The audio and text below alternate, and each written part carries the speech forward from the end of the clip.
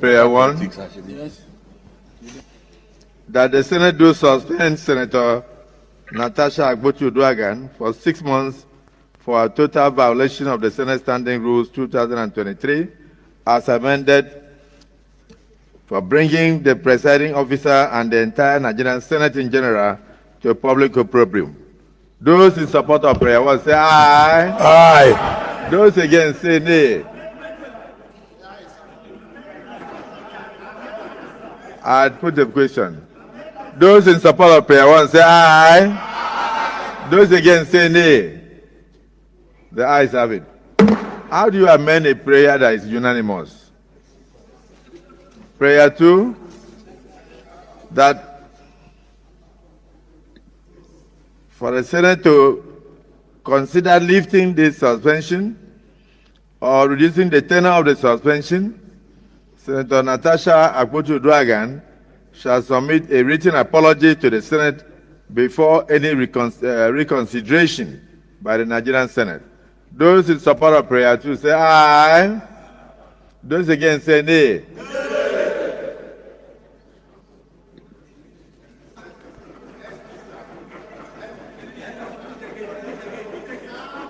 I don't think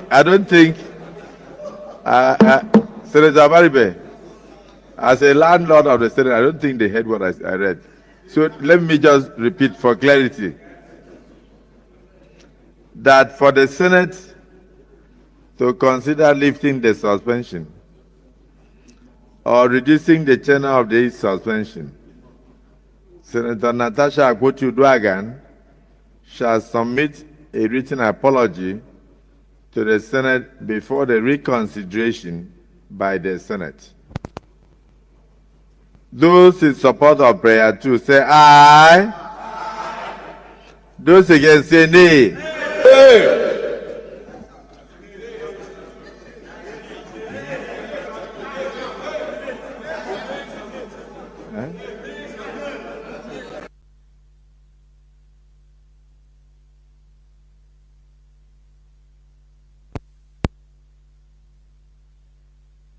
Okay, because I thought I had 50-50. Let me make it 40-60. That for the Senate to consider lifting the suspension or reducing the tenure of suspension, Senator Natasha Akpotu-Uduaghan shall submit a written apology to the Senate before any reconsideration of this case by the Senate. Those in support of prayer 2 say aye.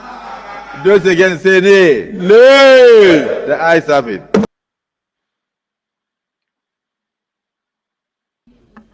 This injustice will not be sustained. The pursuit for justice.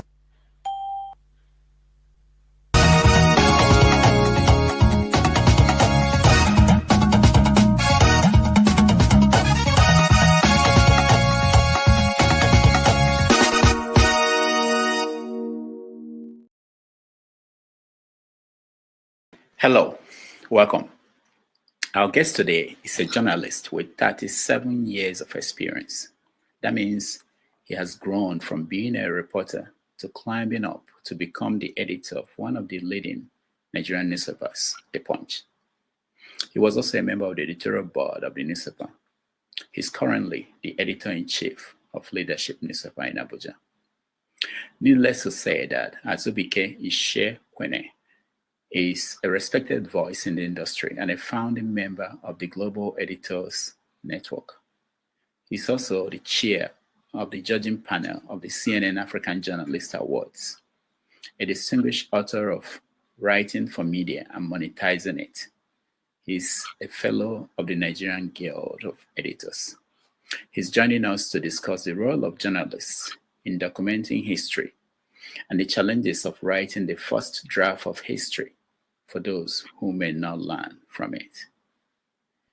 Ishiekwene is a winner of numerous awards in journalism, including the Babatunde Jos Award for Journalism, the Dame Award for Informed Commentary, 1993, 2001, 2004, and again in 2006, and the Editor of the Year in 2006.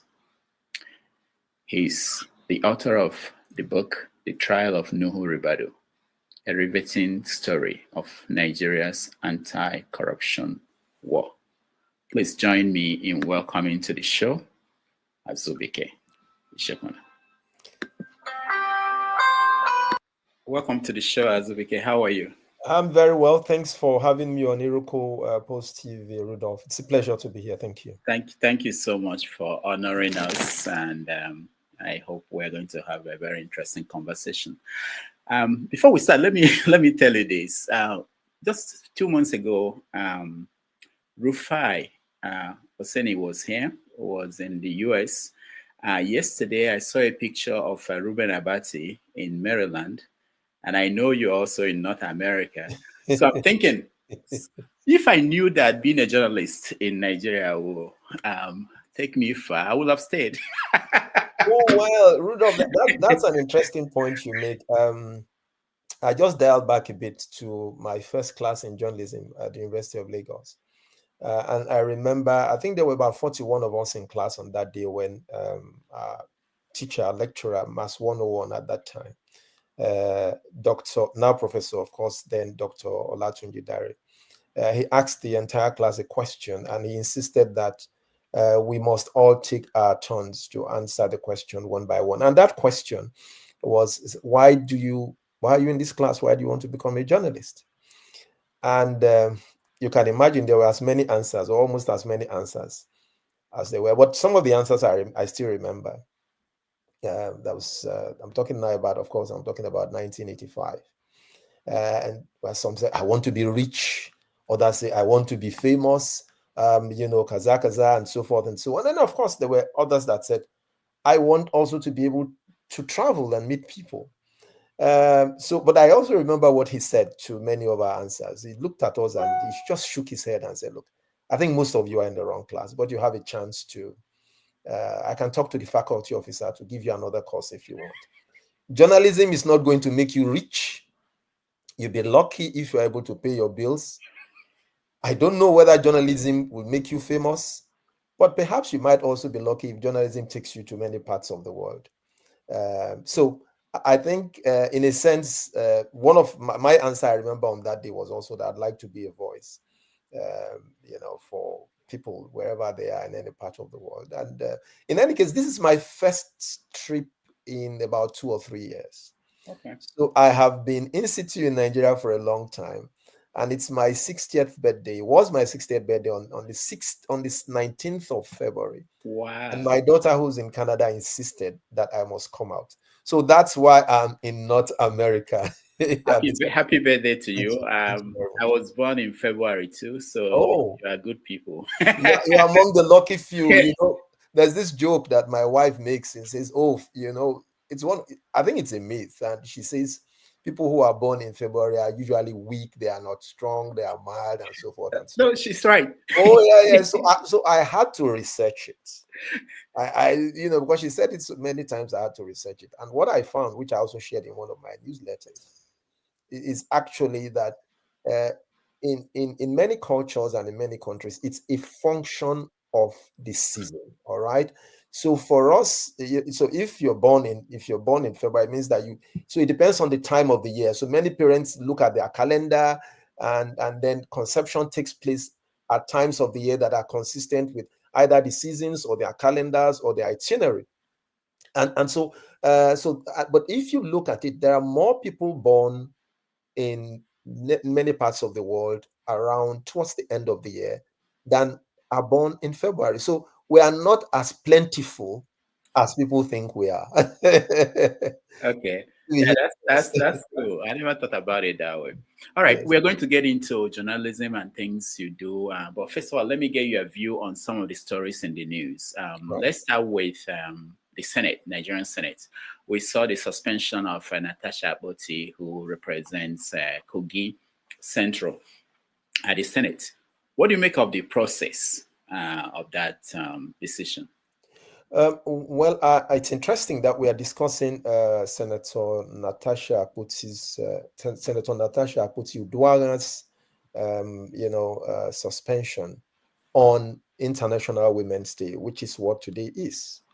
And as I also said in my newsletter today, the last couple of weeks have been quite torrid for women in Nigeria. You recall that a few weeks leading up to this time, the Speaker of Lagos State was removed. Mudashiru Obasa was removed, and then Miranda was Speaker for 49 days. And I remember watching the video, many trending videos of how she was led into that office after the legislators said they had removed after they said they had removed Speaker Obasa, and she was led by a team of prayer warriors, all right, all speaking in tongues and fortifying the office with prayers and what have you. And 49 days after, she was forced to step down in tears. And then, of course, as you have said yesterday, the Nigerian Senate suspended Senator Natasha Akpoti-Uduaghan for 60 days, they say, for conduct, they say, is that conduct that they claim was inconsistent with the rules and conduct of the Senate. But you would remember, Rudolph, I'm sure you will, that in the last 8 years or so, we have had, she's probably the third to be suspended in the Nigerian Senate. Of course, you remember Senator Ali Ndume, who was suspended, and then he went to court to challenge his suspension and was restored, although he apologized. Senator Abdul Ningi was also suspended because they claimed that he had alleged that what we call in Nigeria budget padding.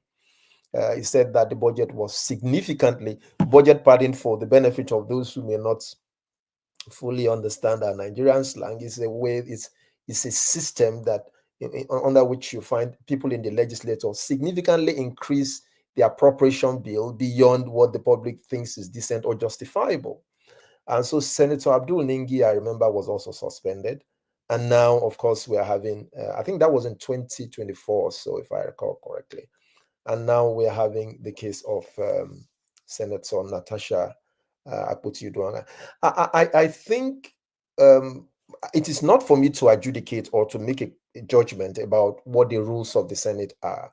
But as a member of the public and as a journalist, I think the least that members of the public want to see, because I see people are ranged on both sides of the divide, and a lot of stone throwing going on. But I think what is important is for the public to see and to understand that a clear and transparent process has been followed, consistent with the rules of the Senate. And especially if you are the president of the Senate, against whom this allegation has been made, I think what members of the public would expect, Senate President Akpabio, Godswill Akpabio, you remember that when this petition was presented, he referred it to the Ethics Committee of the Senate. What members of the public would expect to see some amount of transparency in the process, to see whether, especially if the most senior officer, most senior principal officer of the Senate is involved. I think that is where the issue lies. There is a lot of anger in the public that the rules, especially where the Senate president is involved, that the process leading to the suspension of Senator Natasha Akpoti has not been as transparent as it ought to be. We would wait to see. You recall in the little clip that you showed that Senator Natasha Akpoti-Uduaghan said the matter was not over. My presumption, of course, being that she's going to seek remedy in the court the same way Senator Ali Ndume did. We'll wait to see how that plays out. But I think what the Senate ought to do at all times, and not just the Senate, public institutions, especially public institutions that claim to be representing the Nigerian people, they ought to be more transparent in the way they conduct their affairs, especially where principal officers of any of the legislative arms is involved. I think that amount of transparency is what members of the public have not seen in this case. I do not think there will ever come a time when we will all agree whether she ought to be suspended or not. But if we see a transparent process, and perhaps one way of making that transparent process more transparent is for the hearing to be open to members of the public. That way we will be able to see what the process is and be able to come to a conclusion, to a reasonable conclusion, whether the process leading to any penalty has been fair and just or not. And she asked for that. Yes, I think she's correct to ask for that. Mm-hmm. Although, I mean, I can also share with you, and this is purely backstory. This is not a judgment call. This is some of the backstory that I've heard. I mean, and as I've said, there have been arguments on both sides. All right, I have, and it's not a matter of who is right or who is wrong. This is just filling in some of the things, you know, that I have heard as a journalist. It's not a judgment call, but I've heard people say, "Oh," and I've spoken with. There are 4 women senators in the Senate. And I think if you look at the numbers, the current legislator has far fewer female representation than the last one. But I've also heard people say that, why is she complaining? Why is Senator Natasha Uduaghan complaining that most of the you know, very juicy, if you like, travels abroad, she has been prioritized, you know, when those things come, and that her husband, who is a non-legislator, by the way, has, of course, he is entitled to, but perhaps also has significant contracts that he executes for the Senate. So, which is an indication of, if you like, favoritism or prioritization. So that people should be careful how they throw stones, because in some of these matters, we only see what comes to the public surface. You don't know what's been going on. And while there are those who have accused the Senate president of flippancy in his public conduct generally, there have also been those who have said Senator Natasha Akpoti tends to have a penchant of making accusations of sexual harassment. It's not the first, it's not the second, it's not the third time she'll be making it. But as I say, I think that what the Nigerian public demands and what they deserve, and what Senator Natasha Akpoti deserves, is a significant amount of transparency in the conduct of the proceedings leading to her suspension. Does it matter that the court said they should not go ahead with the Senate should suspend ruling on this matter until the court discusses that? Is that relevant to this? Well, there have been cases where, you know, we basically have 3 arms of government, all right, and I think the legislative arm has always argued, and there are cases that one arm of government cannot get ahead of itself to tell the other arm of government how to conduct its business or its affairs. You wait until the matter has been sufficiently dealt with, and if you have a complaint, you lay it before the court, and then the court will rule. That's my understanding of what separation of power means. Because if you have an arm of government always interfering in the process of how the other arm of government works, then I think that will be a recipe for chaos. Okay, let's go to Lagos State. What do you make of what's going on there with the former speaker out and coming back, and you know who is pulling the strings? What's going on? Well, I think that you know, when people discuss Lagos, the easy fall guy, so to speak, for anything that happens in Lagos, a man who you know, if you don't get it up overnight and you wake up in the morning and you're in Lagos, the tendency always is to blame President Bola Ahmed Tinubu. But the information I have, and I believe on reasonably good authority, is that this really is a matter that is largely within the state, and not in one in which the president himself has interfered for as long as I know. There have been accusations that Speaker Obasa has not only been long in the place, is probably is easily the longest serving member of the Lagos State House of Assembly. He's been there for how many years? Been speaker been Speaker of the House. And there are people who are saying, oh, that he has also become presumptuous and rude and so forth and so on, and arrogates so much power to himself. Well, I don't know these things. In politics, there are a lot of things that are said by people who may or may not have an axe to grind.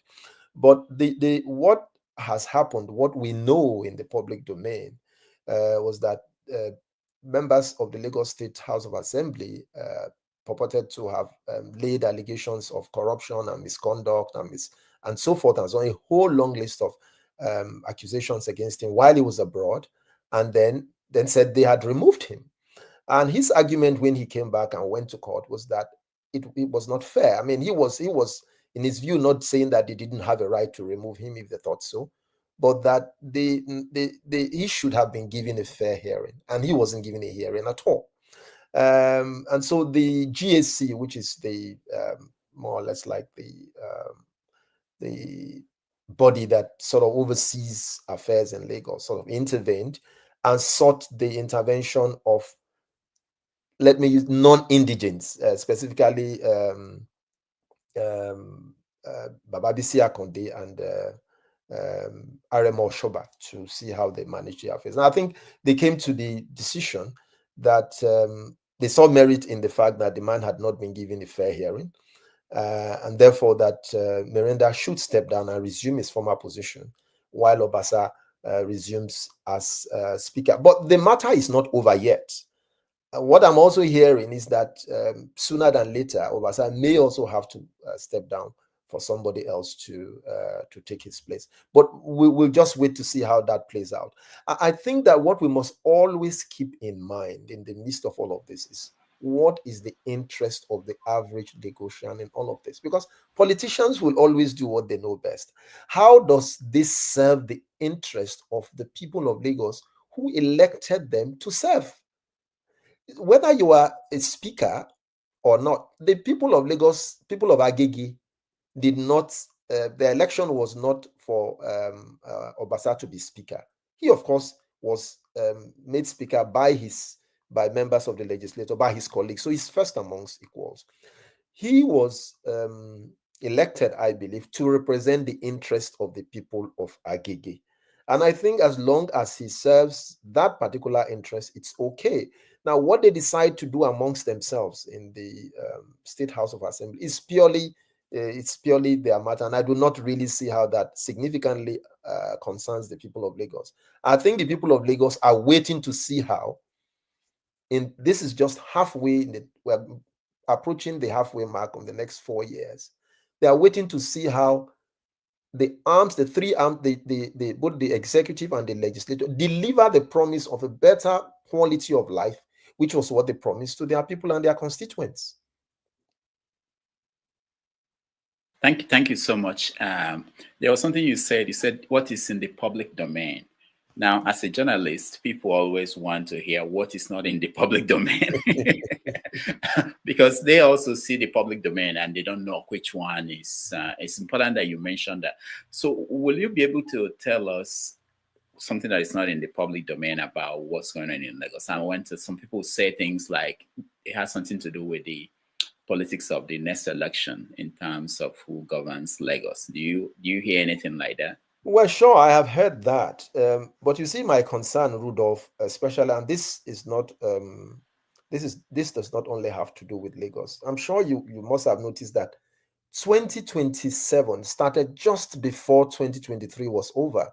And I don't know how healthy this is. I mean, the entire country, states in the country, local governments, were all obsessed, thoroughly obsessed, and almost consumed by what is going to happen next. We are not asking ourselves, what the people we have elected to govern us for 4 years, they have just almost reached the halfway mark. What have they done? What have they delivered consistent with the reasons for which they were elected to serve? I am not saying it's not important to pay attention to the politics of what is happening, but I'm saying that it's more important for us as citizens, which my good friend Obi will say is the most important.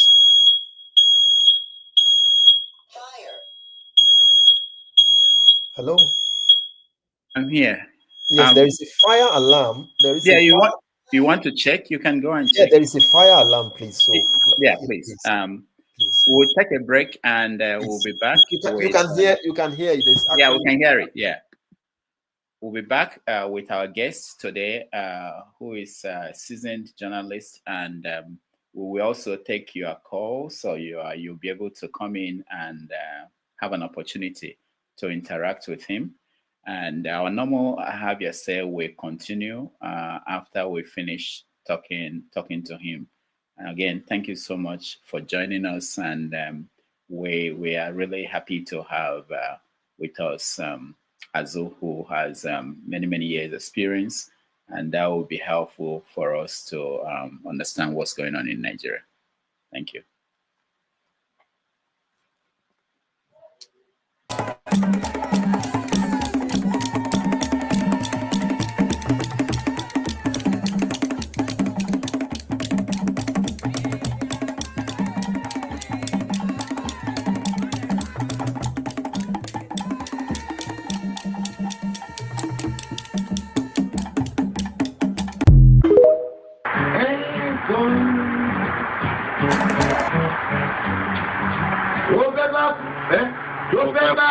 Tó fẹ́ kú torí ẹ̀.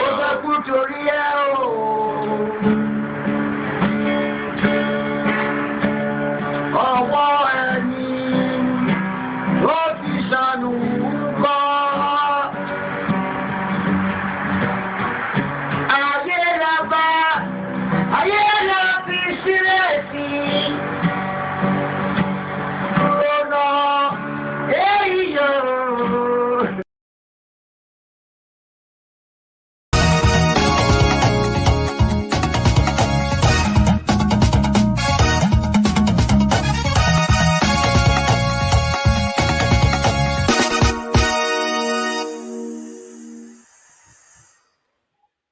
All right.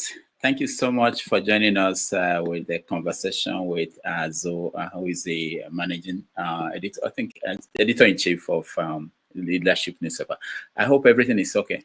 Oh yes, managing in the office and then also managing domestic affairs. That's how it is. That's how it is in this part of the world. Yes, it's a good thing that we're in a safe and secure place now. Thank you very much for your patience. I appreciate it. Thank you. Thank you. So it's a good thing that this is a good teaching moment. I wonder how many homes in Nigeria do you find fire alarm systems? Oh, well, some homes are now beginning to install, but those are largely upscale, in upscale places. But honestly, in many homes, because of the way the houses are built, and the fire would have gone,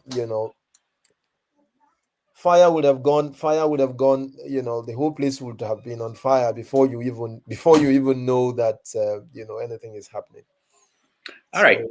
Yeah. Thank you. Let's go back to the conversation. You were talking about Lagos State and the idea that if there is any so I mean, I was saying in Lagos, yes, we have heard that a bit of this has to do with the next election. Yes, that's we've heard that because Lagos also has a way that it sort of plans out. It's some sort of succession program and who's to do what, and the delicate balancing act, which we all have seen, not just at the state level, but also at the national level, and which, so yes, I mean, I've heard that, but for me, that's true. That it's also been said that we should be careful, not that the state should be careful, or politicians should be careful not to rock the boat in such a way that it significantly, in such a way that it upsets the apple cart in terms of planning for 2027. I have heard that. But as I said there to you, Rudolph, before the break, I think we're just about halfway through the first term. I think what we need to do as journalists, as citizens, which, as I was saying, that ought be considered to be one of the most important offices in any country, is to hold those that we have elected, hold their feet to the fire for the time that we have elected them to serve, and then decide on the basis of their record of service whether they're eligible for re-election or not. Mm-hmm. Yeah, but I wanted to jump on that, but also I know that it's an issue even in Western democracies, that as soon as people are elected, whether be it in Canada or in the US, they start raising money for re-election. Yes. So it's because like the Tea Party and Obama after Obama's election, and then the Tea Party immediately convened and started plotting his removal. Yes. Yeah, it's something that Rudolph, I'm sorry to jump in, but the thing about the significant difference in my view is that there are institutions also that sort of hold that the institutions in the societies that you have mentioned are stronger. All right, the institutions, if these institutions were not strong, as strong as they are, you know, the sort of thing that happened on January 6th, the outcome would have been totally different. I'm talking about the US, of course. And so, yes, it's true that politicians, by their nature, they see the difference between politicians and statesmen is that while statesmen have a long-term view, politicians are always thinking of the next election cycle. That is true. And it will be true for politicians wherever they are. But the significant difference between, I believe, far more developed societies and the developing ones, including us, is that there are institutions, including civil society and the media, that will constantly hold public officers to account. That is a significant difference, and we're not quite there yet. And that's what my call is. Not that it's not a crime to prepare for the next election, but I think it's a disservice not to hold people to account for the period in which they are serving. Oh yeah, definitely, and we'll get into that. Let's touch on a few more stories. River States, what's going on there? Great question. I think the latest in Rivers was the judgment of the Supreme Court, saying that, which sort of said that the central bank is not authorized anymore to release funds to the state government, and that, and I think the last thing I heard was the Governor Fubara saying, as of yesterday, being the 7th, I believe, of March, he was waiting to see a certified true copy of the judgment of the Supreme Court, on the basis of which he was going to take further decisions. But he had, of course, also, consequent upon the judgment of the Supreme Court, asked the local government chairmen who were elected to hand over to a more senior officer until he saw the ruling. I think it's sad. Interestingly, Rudolph, I was born in Port Harcourt. Yeah, so I have a strong affinity, and I mean it's like second home for me in Nigeria. I love. You remember it used to be called the Garden City. I grew up with Port Harcourt being called the Garden City, and I have such great fondness and affinity for Port Harcourt and for its politics. It's not because I'm from Rivers State, but as I said, that's where I was born. Before my parents left when the war started 2 years later, and then we had to go move to my village, and before we went to Lagos. So it's a place, and even if you look at Nigeria's financial, apart from Lagos, Rivers is also said to be one of the more viable Nigerian states. So we should be interested, and we're just moving from Lagos. We're now talking about, we should be interested in what is happening, not just because of the politics, but because of what it also symbolizes for Nigeria's financial, well-being. If anything happens and we are not able to, meet our quota in terms of oil production or supply, it significantly hurts not just Rivers, but it also hurts the entire Nigerian economy and well-being as well. So I am hoping that the parties to the dispute will. I do not think that. I think ultimately there'll have to be a political solution to what's happening in Rivers.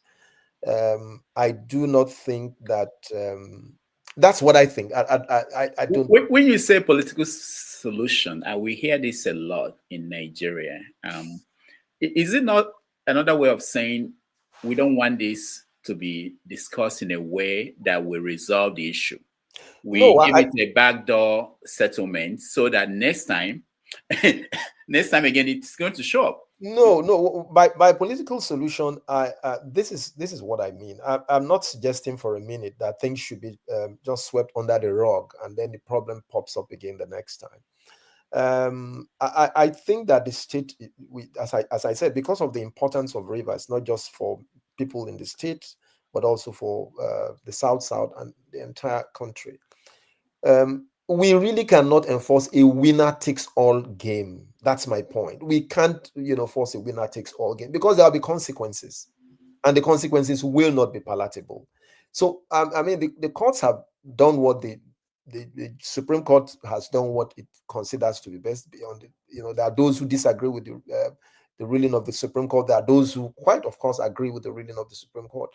But you remember, Rudolph, that both the FCT Minister Wike and Governor Fubara, these were all, they're all members. They all started as members of the same family. I remember once going to it is quite interesting. I remember once going to Rivers and then asking Governor Wike at the time. I said the EFCC is looking. Then I think that was towards the EFCC was looking for Fubara then, who was I think the accountant general or auditor general, whatever it was, And Wike said they will have to get me first before they get him. He's not going anywhere, But I said, but the EFCC is an institution. He said no, that the EFCC had no authority. So whenever I reflect back on this sort of politicians are very interesting people.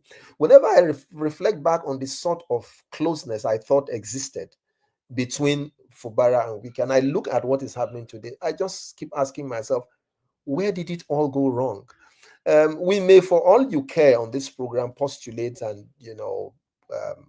portion or blame and so forth and so on. But I think between the two men, they know what is actually wrong. They know. And that's where I think there has to be. Now that the Supreme Court has given its ruling, I do not think that the minister of the FCT will think it's in the best interest of the state where he comes from, where he has also served, for the state to be starved of funds for the next 2 years. It's certainly not going to be the interest of the state or in the interest of the projects that he has. So there has to be a give and take. They would have to find a meeting ground to solve the problem so that the state can survive and so that the legacy that he has also left as former governor can endure. And I think it's in the interest of all the parties to do that. It's not to sweep things under the rug, but to find a solution that is in the interest of the Rivers people. That would be my position. Okay. So you said a few moments ago that politicians are funny people. Yes, they're interesting people. Interesting people, yeah. And you've been following them for many years. Yes. I think from your profile, you started 88. Yes, that's correct. Wow. All right. So what has changed? And you saw the military era, and then we went into democracy. Can you summarize, what you have learned about the Nigerian? Great question. Politicians are interesting people, and permit me for saying that again. See, the more you look, sometimes the less you see. But my training as a journalist has also taught me to be very skeptical about promises, about actions or inactions of politicians. Because they say one thing, and you have to be careful whether what they say is what they mean. And whether what they mean is what is in the best interest of those who have elected them to office. I have watched over the years, I've seen that, by the way, I've also heard people who have argued for good reason that because of the nature of our society, developing society, that perhaps one of the fastest, most enduring way to serve and impact in a fairly extensive way is to hold public office. All right. And to be fair, it would be uncharitable to paint all politicians with the same, tar them, all of them with the same brush. I will not do that because I believe there are and would be politicians who genuinely aspire to serve. But I think one of the things that I have seen over the years and which I'd like to see changes at is the ability of the entire society, especially of the media and civil society, to help build institutions that can hold our politicians to account.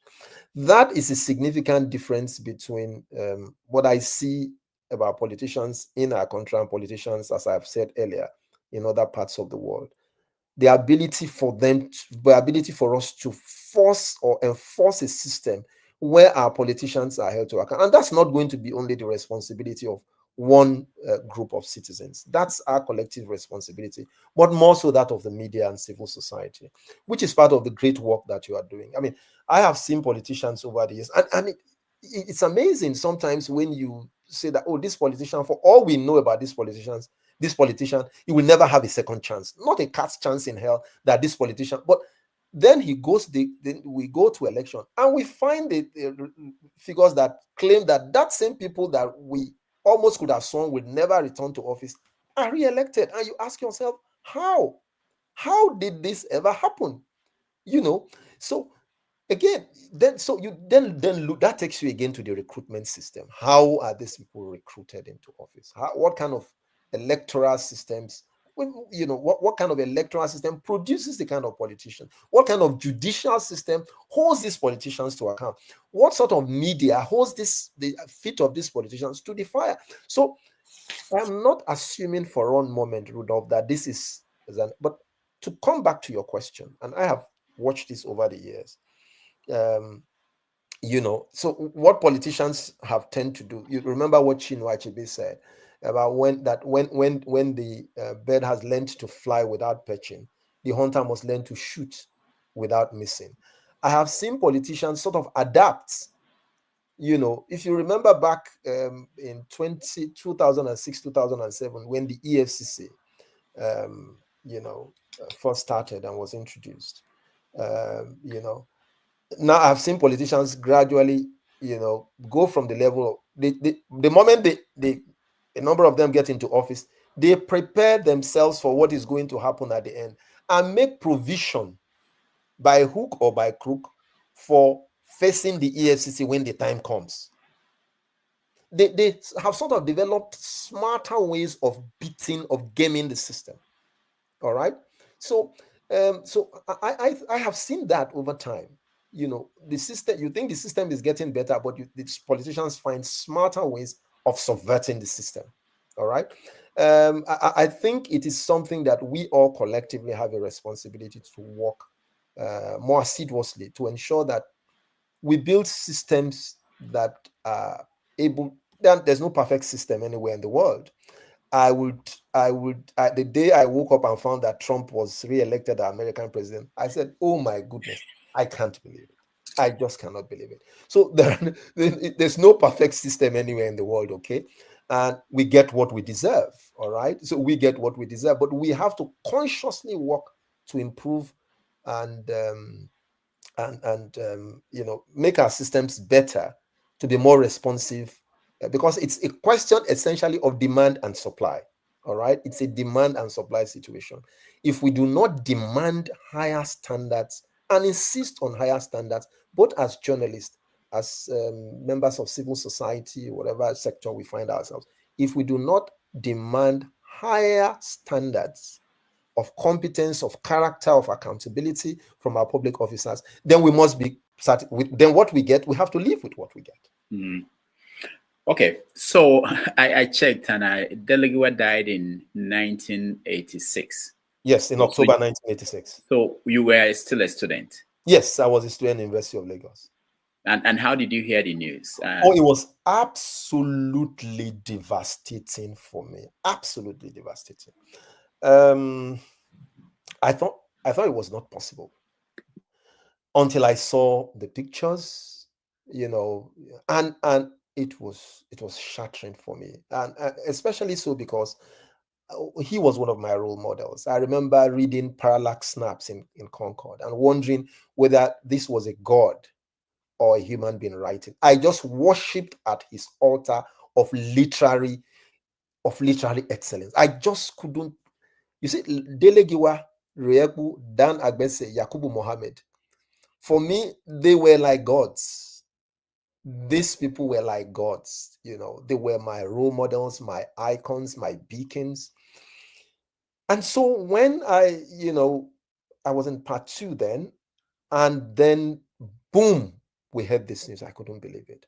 And so I left school on the day when he was lying in state on Oregon Road, which was where the News Watch office used to be at that time. I went to the line in state because I wanted to see and to believe and to bring closure to something in me that had been gutted. All right. And that was the first day, of course, in tears. And that was the first day I remember shaking hands with Rieku. And I've told him many times after that, they were all there. But after shaking hands with Riepu, even in my tears, I refused to shake any other person's hand because I never had the privilege of meeting Dele Giwa face to face. But Riepu was there at the line in state, at the public line in state. And I shook his hands. I kept it in my pocket. And the only thing I did with my hand until I got back to University of Lagos was just to use it to wipe my tears. But never shook anybody's hand. So it was utterly devastating for me, to say the least. Utterly devastating. And even more so, I mean, I sort of picked up a bit of cheer when Ganifawe and me took up the fight, when the government was playing hide and seek and hiding behind the finger about who killed Dele Giwa. Sometimes we didn't know whether the government was angry, was sympathetic, was interested in finding out. You just didn't know what the government was up to. But thank God for people like Ganifawe and me. Ganifawe and me, I remember, took the matter upon himself. And that sort of gave me a bit of hope and comfort that we would see the end of it. But of course, you and I are still asking the question, many years after Dele Giwa died, who killed Dele Giwa? So for me, I was in school that time. I asked, people started saying Dele Giwa died. I said, who was that? Who is Dele Giwa? I didn't know who he was. So, but I wonder, how did you, a student of journalism, seeing someone killed for that profession, how did you continue to say, I want to be? Oh, great question. You remember what I said about Dr. Olatunji Dare in our first class? I had always fancied myself as one who will grow up to. There was nothing else I wanted to do. When I failed at my physical sciences, it was obvious. I think I initially wanted to be a pilot, but my performance in my physical sciences was worse than miserable. All right, so it became obvious to me that I had to find another pathway in life. And so, in spite of the death of Dele Giwa, I also then had this passion in me to say, look, I think the least I can do for myself is to try and lend a voice. And I also come from the ghetto. Ajegunle is one of the worst places you can ever think of in Lagos. It's the ghetto, it's the ghetto it's Akon's ghetto in Senegal, all right? So that's where I come from. And, where we had all sorts of youths growing up. And so I always cherished the opportunity to lend a voice, especially to the weak and the vulnerable. And I thought that the death of Dele Giwa, of course, obviously, it opened one's eyes to the danger, to the sheer danger. But I guess it's what it is. Even if you were not a journalist and one was fated to die somewhere else, well, you could just be in your house and the bomb drops and you could be an accountant and that's it. That's not to suggest that one should be reckless. We should try and be safe in whatever but otherwise, I'm driven by that sense of mission to offer the little that I can by lending a voice to the weak and the vulnerable. And I think the death of Dele Giwa, it shook me, obviously did, but did not deter me from pursuing that ambition. Now that we can connect it to one of the topics of today, our conversation, which is documenting history. A few weeks ago, I think February 20, Ibrahim Babangida published his autobiography. That's what it's called. And one of the issues he raised, he tried to explain the role of what happened during that time. One of them was the death of Dele Giwa. So I wanted to know, have you had any chance to read the book? Oh, yes, I have read it. It's a 13-chapter book broken into 5 parts. But essentially covering 3 major topics. And in I've also written an article on it. And the area where he talked about Dele Giwa, I just could not help but just wonder, first I must say it was a good thing that he decided to write. I mean, if he didn't write, we will not be having this conversation. And some of the truths which we thought we always knew, but which were buried, will not come to the surface. So great credit to him for putting that down. I think a lot of our former leaders should sort of learn more how to document their experience in office for the benefit of younger people. So great credit to him for that, I must say. But on the subject of Dele Giwa, you remember he said in his book that first he said Dele Giwa was his friend, okay? And then he said that he was shaken and utterly appalled by not just the death of Dele Giwa, but by how Delegiwa was killed. Fair enough. And then he said his government made 2 major attempts to unravel the mystery of the killers of Delegiwa. That an attempt was made both by the military authorities and also by the police. But that every step along the way, the interference of the public, especially by Chief Gani Fahimi, made it difficult for him to get to the bottom of the truth. That's bull, man. That is bull. Babangida, may I just remind our listeners that Babangida set up the SAF, there was Abubakar SAF committee. Abubakar SAF was a former commissioner of police in Lagos. The SAF committee actually had a report. Babangida should bring it out. My goodness, he can't say this. Abubakar SAF's committee finished and had a report on what happened. Why didn't Babangida talk about the SAF report? It would be interesting to hear what he has to say. See, Rudolph, there have been three books of interest for me since Babangida left power. All right, 3 books of interest. All right, there's a guy called Mark Sillon. He wrote a book entitled Soldiers of Fortune. Go and read the book. I'm planning to have him on the show very soon. My goodness, you must read the book. Although the book covered 1983 to 1993, but the 80% of that book, because Babangida was the longest serving at that time, covered the time that Babangida was in power. Mark Sillon tells us in his book, which has not been challenged, that our good friend and former head of state, Babangida, I'm just the atrocities against the press. That one is Babangida closed. I'm not even putting. I'll come back to Max. What's it, Max? The media rights agenda says in one of its publications, and you can fact check me. 45 newspapers, the largest number, were shut down by Babangida. Some of them twice. In 1993, Babangida closed 24 or 25 newspapers in 1 year, including Punch, where I worked. And Maxillion says of Babangida that he executed the most number of so-called coup plotters in history. 117 of them were killed. Do you understand? In that period, between 1983 and 1999, but about 78 of them were killed under Babangida's regime. Of the 117, it's there in the book. It's not being challenged. Babangida, when he saw that it was going out of favor, in 1991,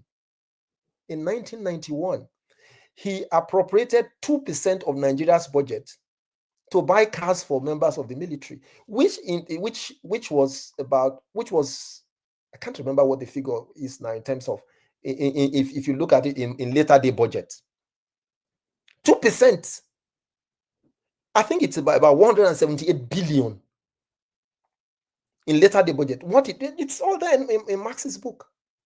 So I just wonder the temerity of this guy coming to write a fancy book, and I mean, as I said, I give him credit for it, but it's way more than what he's. If we even come back to the main point of the book, which was chapter 12, where he dealt with the June 12 saga, that is an entirely different story of its own. It's full of half-truths, to say the least. Oh, as I said, there are 3 books. So there was Maxillon's book, the Soldiers of Fortune. Soldiers of Fortune. There is also the book by Dan Agbese, IBB, Power, Politics, and the Military. That's by Dan Agbese. There's also The Prince of the Niger by Dr. Chidi Amuta. Yes, these are the 3. For me, these are the 3 significant books before this 4th one. So my goodness, we have a bit of the benefit of history. We do. Journalists are said to be people who write the first draft of history, and people like Babangida and historians will write the final draft, which is they now have to go in depth do more research, and then use based on what the journalists are writing to beef up and maybe explain some things that are not very clear. So you said there were some truths in Babangida's book. Can you tell us one or two? Truths? Well, you see, no, have truths than that. Truths, to be honest. I mean, I kid you not. I don't even know which one. You see, Babangida's book. Some people pointed at what he said about the coup of 1966. Is that? Oh, you see, Babangida in over 100 and I think it's about 111,500 and something words, which his book contains. He went all the way to say sorry, but left his memory of penitence behind. You remember what Gowon said about the massacre in Asaba. Later, Gowon apologized. All right, Babangida didn't need 111,500 and something words to accept responsibility without offering apology. Totally unacceptable. I've read Osman Dagbo's 40 acres and 40 acres and a mule, you know, very interesting reading as well, and I recommend it for folks to read. You know, Babangida, of course, has played many roles, going all the way back to Nigeria's civil war, you know, and he's always been there. And Gowon praised him in the foreword of the book as an excellent example of somebody who combines a military adventure with politics. I don't think that that's credit to him. It's just it's a revelation. It's that combination. It's that chemistry that reveals the deepest recesses of his capacity for mischief. That is what it does. What he's done, whether his account of the Civil War, or whether his account of June 12, or whether his account of Ray Ekpu, whether it's his account of the C-30 Hercules 1 crash, he should have just come up to say, you know what, folks, I am sorry. Look, let me tell you something, Rudolph. I interviewed Babangida 9 years ago, and he told me that the result of the June 12 election was inconclusive. He knew when he was telling me that he was telling a bloody lie. He knew. And this is the pattern that you find in many chapters of that book. I mean, you can't quarrel with a man for writing a story about their own life. It's their story, they tell it. But where they cross the line and then sort of want to mix and match, that's not, it doesn't have the license to revise Nigeria's history. He can revise his own personal history the way he wants, but that revisionism is not permitted to him as when it comes to Nigeria's history. No, whether it's about his account of the Civil War, or as I said, it's about his account of June 12, or account about the C-130, or account of what he did with the press. It's all there for us to see. How many times he kept changing the goalposts. And all he needed, all Nigerians were hoping he would be able to say finally, you say, you know what, folks, I'm sorry. I not only take responsibility, I'm sorry for what happened. I think that for me would have made significant difference. And I was, General Shola Williams also responded days after, and General Shola Williams also called him out on a number of the lies. The book is infested with half-truths, to say the least. It doesn't do credit to him at all. No. And there are complaints about parts of the book plagiarized from the works of other people, but we'll get to that in the next few weeks where we are investigating that. Let me ask you, you mentioned a report about Delegua. There's also the report like Okibo reports on the Gulf War. Yes, the 12.2 billion naira account. Oh, you remember that was the reason why he threw out the British journalist. Yes. Yes, because he reported, or Financial Times who reported that he had missed. He bundled him into the next plane and then dumped him out. So when you meet someone like that as a journalist or interview him, how do you approach the interview? Because I haven't met him. I don't. Oh, I have. I have met yeah. Babangida. I have met him. I've interviewed him once, but met him more than once. Okay. But one thing, you see, Babangida is a very interesting person to meet. He is one who not to meet is to despise. All right, that's how I'll describe. To meet Babangida is to he also almost completely will give you the impression that it's just like it's just as harmless as a butterfly. All right, and so my experience when in that interview that we did with him is you just what Babang, and if you also read, he repeated aspects of the interview that he had with Tel in his book as part of the appendix in his book. All right, which he calls a journey of service, but I call it a journey of disservice. Actually, that's what I personally call it. But this is a journey of service. That's good. So, what I would recommend, I hope you do meet him, Rudolph, and I hope he comes on Iroko Post TV. I hope he comes on your program. I think that would be one of your biggest scoops if you can get him to come. I wish you luck.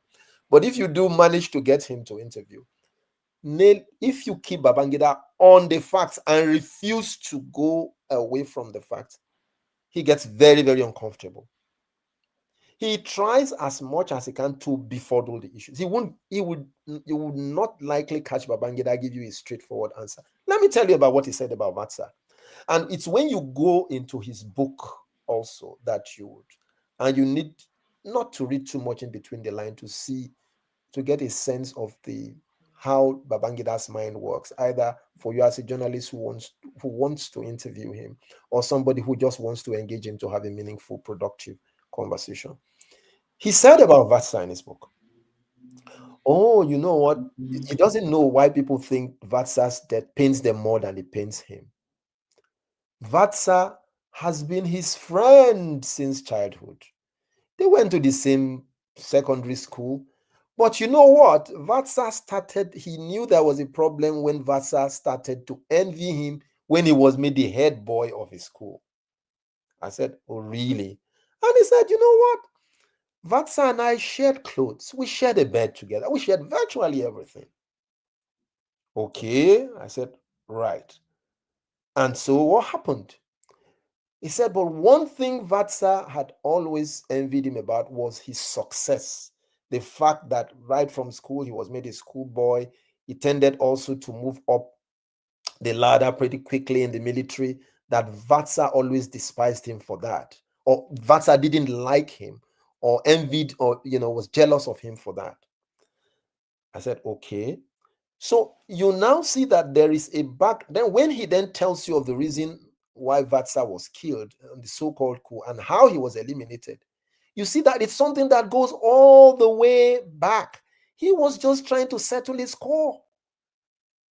It was not because of it was just, he was trying to settle his score. And it's not true that there's no precedent to commuter or commutation of sentence. It's not true. He just wanted to put an end to a scourge, to what he perceived to be a scourge of jealousy that existed against him from VATSA right all the way back to the secondary school. Appalling. That's a good point. And also I read where he was talking about, I'm looking for evidence, and the evidence they provided was so flimsy. I couldn't believe it, that he was trying to leave the cell through the air conditioner and some things that I felt like, if this is how they think, I'm so disappointed. No. Anyway, let's look at this beyond Babangida. When you meet these personalities, these leaders, presidents, as a journalist, you have opportunities that regular people do not have to meet these people. And I always try to explain to people that there are many things. You can write a report on your meeting, but there's so much that you don't say in your reports. There's so much that are confidential. Journalists, they have a lot of insight, more than regular people, about some of these characters. Without mentioning names, or if you're okay mentioning names, who do you think that we misunderstand in the Nigerian setting today when we look at them and what they say in public, or how they are seen in public, that you've met personally? Oh, that I think is not well among the politicians. I would say that Bola Tinubu is just one of them. Yeah, actually. But let me cycle. I'll come back to Bola Tinubu. Why I think he is significantly misunderstood, and then because he's someone I've known since 1997, 98. I've known him, for a fairly long time. So I can say that. But then let me dial back to some of the things, some of the interesting encounters. I share one encounter which I think I've published. Although Mrs. Remiu, your former spokesperson to the begged me not to, but I promised that I will publish it. It was an encounter with Obasanjo in the library. We went to interview him. And that was in the days when Ngige was governor of Anambra State, and Andy Uba and Chris Uba was running amok. I have no apologies for saying that. I was running amok in the place, and it seemed that the presidency or the authorities had no inclination to call him to order. So it was one of the questions that had been on my mind. And so when we had this interview with former President Obasanjo, it wasn't out of disrespect, but it was just out. I couldn't wrap my head around it. So I started by saying, Mr. President, does it mean that your government is incapable of calling Chris Uba to order? He's running amok. He said, shut up. My anger was not towards him, but obviously he couldn't see that. He merely read it as disrespect. Shut up. That's how you write. Every week you write nonsense. You come here and you ask me stupid questions. Professor Oyevere was in the room. Mr. Remiu was in the room. You could almost hear a pin drop because that was totally unexpected. So everybody stopped. And after a pause, so Mrs. Remiu then said, any more questions? I wasn't done yet. And so I said, yes, I still have a question. So Mrs. Remiu said, go ahead. I said, Mr. President, you haven't answered my question. Oh, the man, he jumped up. And Oyevere, had to hold him. And I was asking myself, was this man about to punch me? Lord have mercy. Wow. So, well, after that, Remiu then said again, any more questions? I wasn't prepared to take the risk. Anyway, but with Obasanjo, I think that on the whole, with Obasanjo on the whole with him, it's a very complicated man, no doubt about that. Very, very complicated. But on the whole, what you see is what you get. Now, let me tell you something about President Bola Ahmed Tinubu. He's one person. He takes friendship very, very seriously. He does. We met a number of times. I've also interviewed him and all of that. But I remember once when he met me, I think I was bringing my daughter. That was in 2010. I was bringing my daughter, to the US, and himself and Rauf Aregbesola just cleared security and they met me. And he said, "Oh, Azu, where are you going?" I said, "Well, I'm taking my." I said, "Oh, your daughter is going to school with so." And but my point is that from that moment, whenever we have met since then, up till my meeting with him in December for the interview, he would still ask me about her well-being. I mean, Babangida, by the way, also has this capacity to do this, but he combines his own with so many other incredible mischief that I just can't wrap my head around. So my point is, but I don't know that thing about him in the public space, in the public domain. Tinubu gets this impression of, oh, you can't, it's not trustworthy. He said this, but there is deep down in him a very, very soft side of and human side of him that I haven't seen in many politicians, honestly. And that's, I don't think he gets, maybe he does, I don't know, but I do not think he gets enough credit for his humanity. But he's deeply inside somebody who cares for his fellow human being, just because you are a human being and not for anything else. I will always respect him for people like you're saying, people, I've had stories like that, politicians who maintain friendship, who, if you run to them and say, oh, I'm in difficulty, they will take care of you. But people say that they do these things to buy you, to have no, this is what people say, like Babangida, how he was able to take over the media space by basically either you join us or we get rid of you, something like that, or close you down. And some politicians, talking about people who are not in the military, who the only way they can influence people is to make you their friends. It doesn't have to be pay you or even give you money, but make you their friends, so that maybe you they go and defend them if something happens. But I want to ask you, people are saying, I hear people saying that, oh, you don't know Tinubu, that he has a plan for Nigeria. He's going to surprise. There are people who believe that. I've had people come openly and say, to me, that don't worry, he understands the country. He has been an advocate for democracy. He understands the power structure, that he's going to change. Do you think that Obasanjo changed the country in fundamental ways? And will Tinubu do better? Yes. And, both ways. I mean, Obasanjo changed the country in both good and bad ways, all right? There were some things he did, including setting up certain institutions that really helped the country, because the country was in a very difficult place at the time Obasanjo came, obviously. And we must always give him credit for that. And you could see that he really was desirous to do a lot of good things. But I think Obasanjo also probably had the greatest opportunity to leave a legacy and leave Nigeria in a much better place. He did his bit, but I think most people would remember him for third term. And, I'm sure that, I don't know if you have read Chidi Odinkalo and Aisha Osori's book, Too Good to Die. I think you should go and read it. It's one of the best documented histories of the shenanigans of the Obasanjo years, especially as they concern third term. In spite of his denial, I don't know why he's doing that. And that he also left it, Obasanjo's tenure also left a huge corrupting influence on the Nigerian legislature. Most of the problems we're still having today these are the fruits of the seeds of the Obasanjo era. All right. So there's plenty to give him credit for.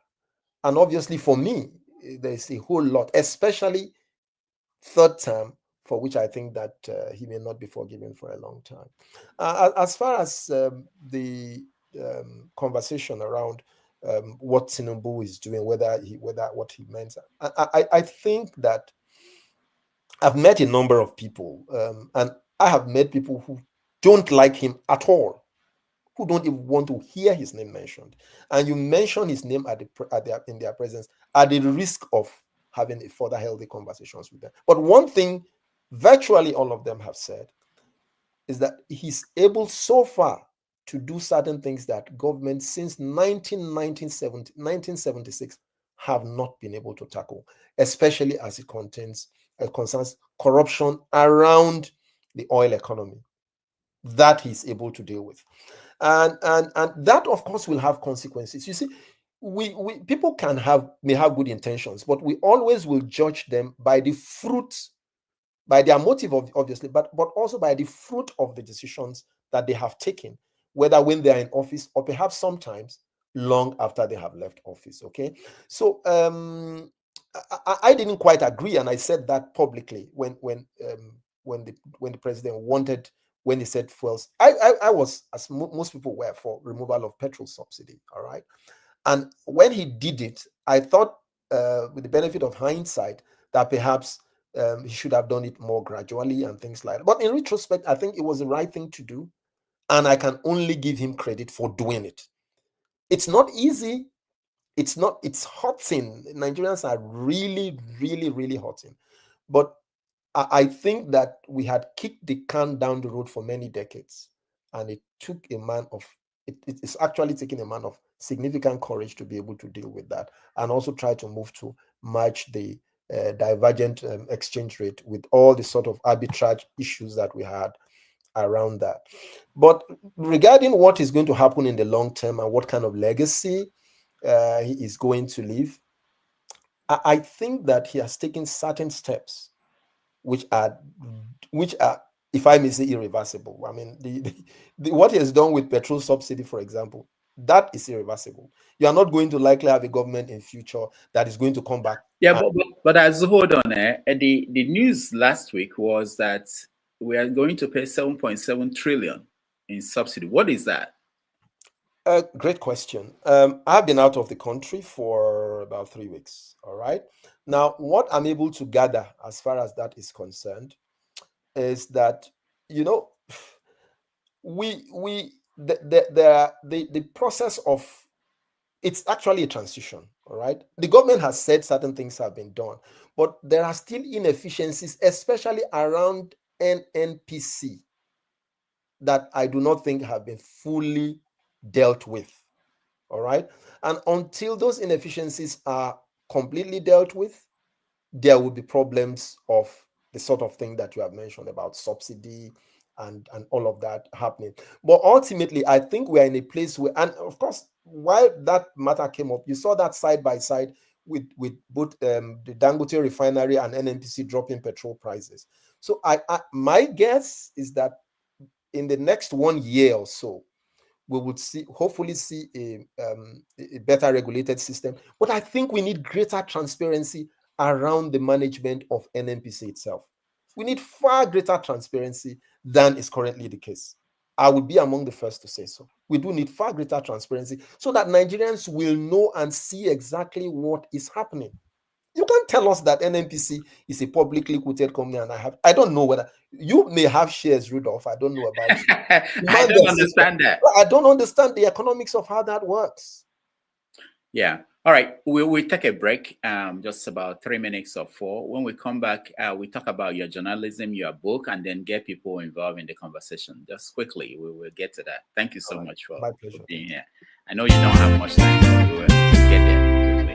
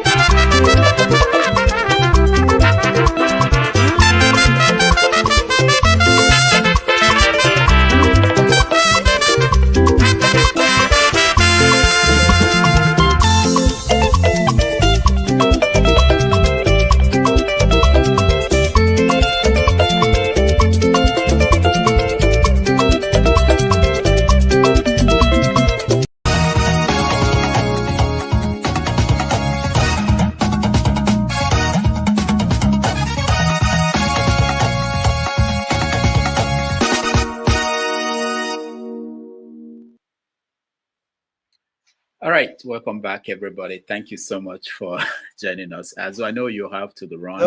That's a nice one, by the way. That's Oh, the music? that repurposing of Oliver the Cook. Yeah, I love his I love that one too much. I hope you play it for me the next time. I think that was where High Life went down for me. But anyway, that's my personal opinion. Anyway, all right. Thank you so much. Let's quickly get to. I was looking for your book, The Trial of Nuhu Ribadu. Okay. I couldn't find it on Amazon. What happened? Well, it was published in 2008. I'm sort of trying to update now, especially with Nuhu Ribadu back at the reins as the National Security Advisor. So I'm sure that before the end of the year, I'll repurpose and it will be out on Amazon. Okay. So when you wrote that book, you had the opportunity to talk to him, interview him, I believe. Wrong. Oh no? Yes. Interestingly, yes. Interestingly, it was one book that I think he got to know that I was writing the book after the book had gone to press. I didn't go to him. I just, of course, followed press, and then also my knowledge of interactions. I didn't have to go and meet him and sit down and tell him, you know what, I'm writing a book on it. No, not once. Okay. He didn't know about it. I like that. I like that. I mean, that's one way of doing it. I wanted to know if there is a change in Nuhu Ribadu that you knew that time and the one we have now. Well, in some ways, you know what people talk about age. There's a chronological age. There is the biological age. And then some now even talk about, well, they say there's also the sociological age. I don't know about that. But I think the fundamental thing is that I think the message in that is that as people grow, they also experience, undergo certain changes. He was a much younger man in 2008, much younger person in 2008 when he had not gone full length into politics. You know, later he went into politics, obviously, and was at the time the presidential candidate of the Action Congress. So all of that had not happened. So I think that in some ways, yes, I think he has changed in some ways.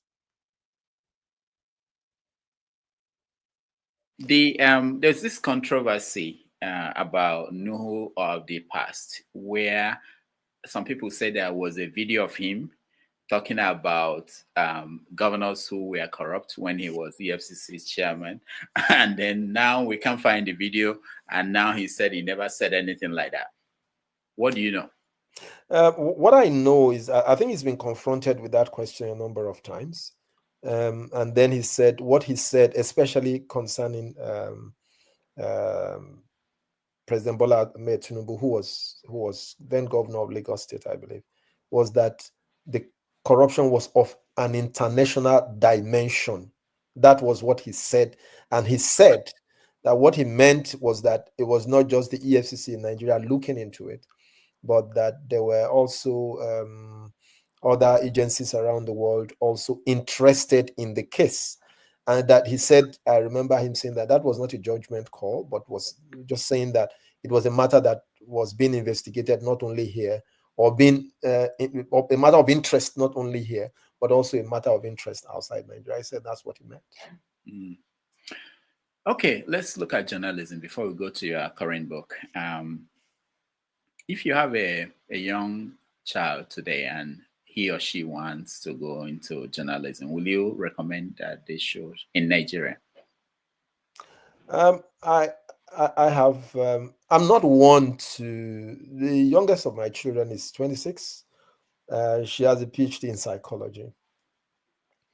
Then of course one studied law, and then the eldest studied chemical engineering. So you see that as far as that goes, it's you know, it's not in my, I do not, and I in fact remember my son who studied law. I thought that was the closest thing, and I remember when he finished, I was trying to get him interested in what I was doing at the time.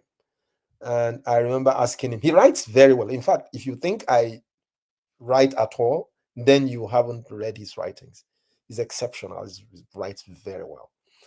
So I thought, well, that might just be, but it's not in my character to sort of, lean on my children to know. But I thought you'd be interested because I'd read a number of his writings, and he said no. I asked him to make contributions to the interview when I was publishing the interview, and then after I made a couple of contributions, I wanted to know how to describe him. So I asked him for a CV or a brief bio. He said I should just call him a portfolio. What now did he say? Portfolio adventurer, whatever it was. I said, "What? Why don't?" He said, "No, he doesn't want to be. He doesn't want to be described as anything. He just wants to do what he loves to do." So, what I can say, if anyone came to me and said they needed my opinion, if it mattered at all to them to study journalism in school, I would say no. You see, journalism has benefited more from the diversity of other disciplines than it has from its core discipline. That's not to say, see, I studied journalism. So that's not to disrespect or discredit the profession or others who have studied it. Good. But I am speaking in 2025, and I am saying without equivocation, Rudolph, that if anyone came to me and said, I wanted to study journalism in school, I would say, you don't have to study journalism to practice. Well, there will be training, there'll be formal training that will prepare you, but as a requirement or as a prerequisite, absolutely no. Journalism has benefited and will continue to benefit more from the diversity of disciplines than it will from its core, from core journalism, from the study of core journalism as a subject, as a profession. All right, that's interesting because I studied engineering. Excellent. You see, I I have didn't no, even. I have no So idea. there you have it. The unit of energy, I don't know what it is now.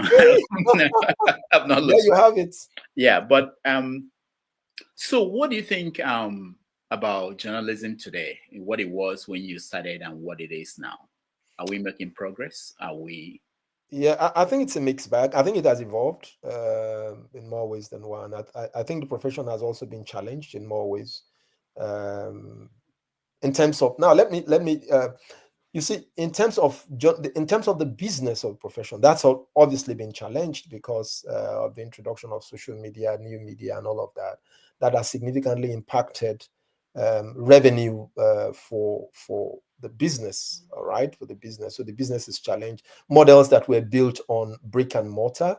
So in those days, you had huge offices, you had correspondents all over the country, correspondents everywhere, and all of that. People running and trampling over each other, and so forth and so on. So you had very huge inventory. All right. Now all of that, and then you also had, in addition to that, some media houses had vans or and all of that.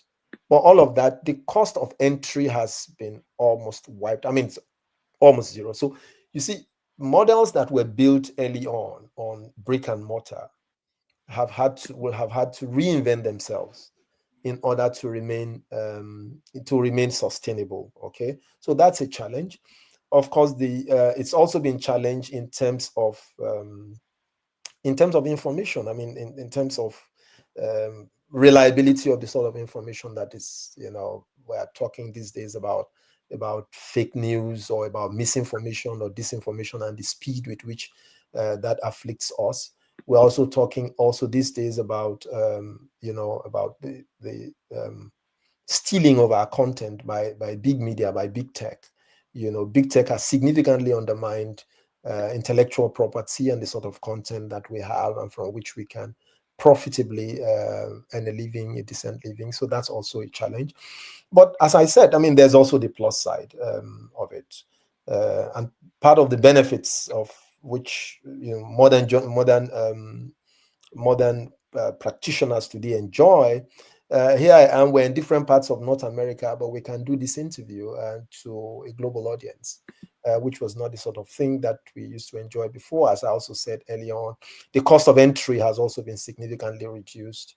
In spite of the challenge of disinformation and misinformation, we also have tools to fact check stories. Today, it's also possible to repurpose content in various forms and serve much global and more diverse audiences. There are tools that can translate this interview that we are having, and so you don't need translators everywhere. So both in terms of sourcing and processing and curating content and distributing content and sharing content over large distances and global audiences, and also benefiting from that experience is what practitioners have today, which many of the older generation did not have. Mm.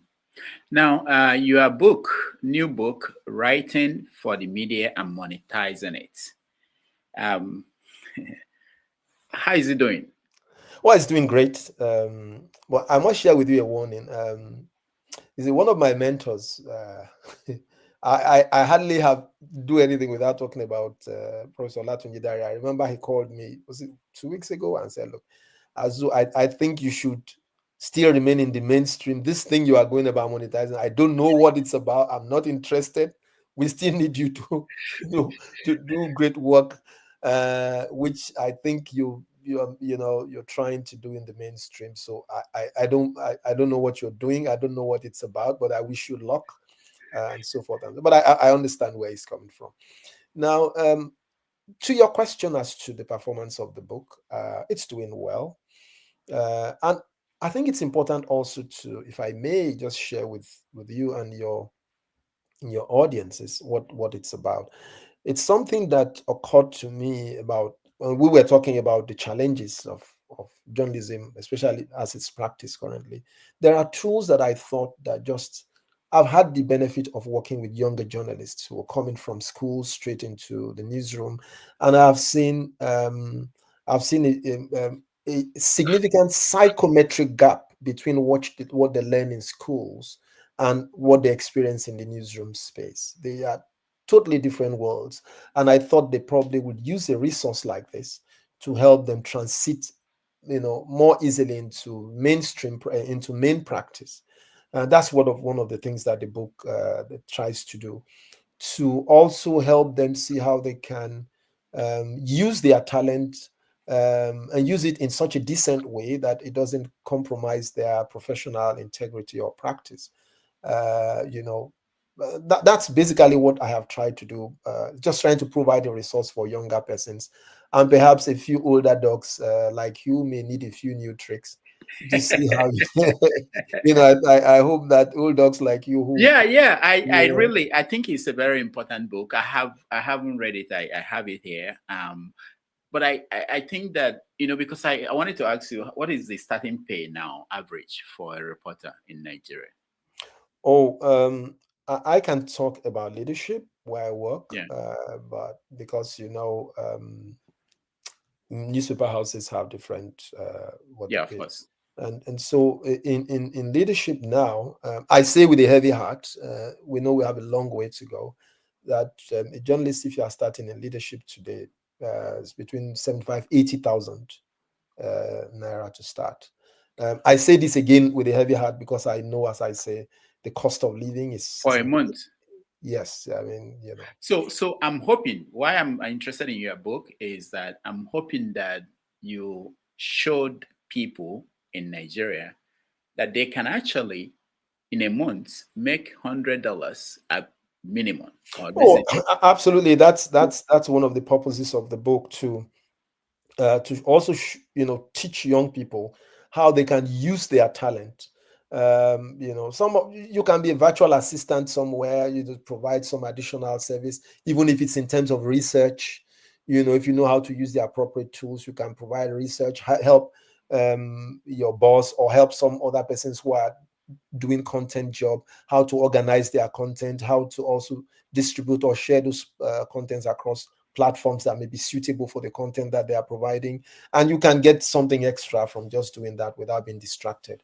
Those are some of the things that I sort of talked about, beginning from chapter 1. It's actually a 15-chapter book, beginning from chapter 1, where I talked about finding your voice, to the 15th chapter, where I had the privilege of interviewing Mr. Dele Olojede, Nigeria's first Pulitzer Prize winner, and Tuyosi Ogunsheye, who's the first female editor of The Punch. I think she works in the US, right now. So yeah, it's quite, I believe, a bit for younger journalists and perhaps a few older ones, if you are older, more experienced ones. I'm almost finishing another book, but that's more for midlifers. Yes. So, do you think that online media has helped, or has it hurt? Rudolph, I think I'm slightly uncomfortable with the binary distinction of online. It I makes know, me, I know, but there it are makes me some that are primarily. They don't print at all. yes. So I know that every paper is yes, online. yes. Exactly. So your question is whether they are doing well, or how Yeah, whether they're helping, they've helped, or what is the impact? Let me just reframe it. What's the impact? Let Oh, me sure. give you. One of the things that we have learned, especially from the 24/7 news cycle, is that it has helped to keep us on our toes. And diversity is almost always a good thing. All right, if you depending on how you harvest it. All right, and so you remember there was a time when the news was not the news until you heard it an NTA, maybe 9 o'clock news or 4 p.m. news on Radio Nigeria, or and all of that. And even some editors in mainstream newspapers, if you were offended by their content and you wanted to offer your opinion or write a reply, when you mailed it to them, they decide not to publish. All right. But as this interview is going on, I'm sure you are struggling with There are comments already. There are comments. exactly. Yeah. So that's part of so there are comments. So it's a continuous, it's just an experience of continuous engagement. Which and so also the more mainstream platforms have also now learned. If you want to run a sustainable business as and I use the word mainstream now a bit more liberally and in a more general sense. All right. You cannot say tomorrow morning in tomorrow morning's newspaper, Rudolph interviews Azu. Everybody knows it. We watched that yesterday. What did they say in the interview? How does it affect me? What value? What context does it bring to social discourse? And I think that's the kind of additional quality in terms of user experience, if I may use that more general word, that the online media has managed to bring, because it's online 24/7, and those who work in the more mainstream, the mainstream platforms, who have to do for the next day or curate news for the next day, have to be mindful that they are not repeating to consumers or readers what they already have seen or heard already. All right.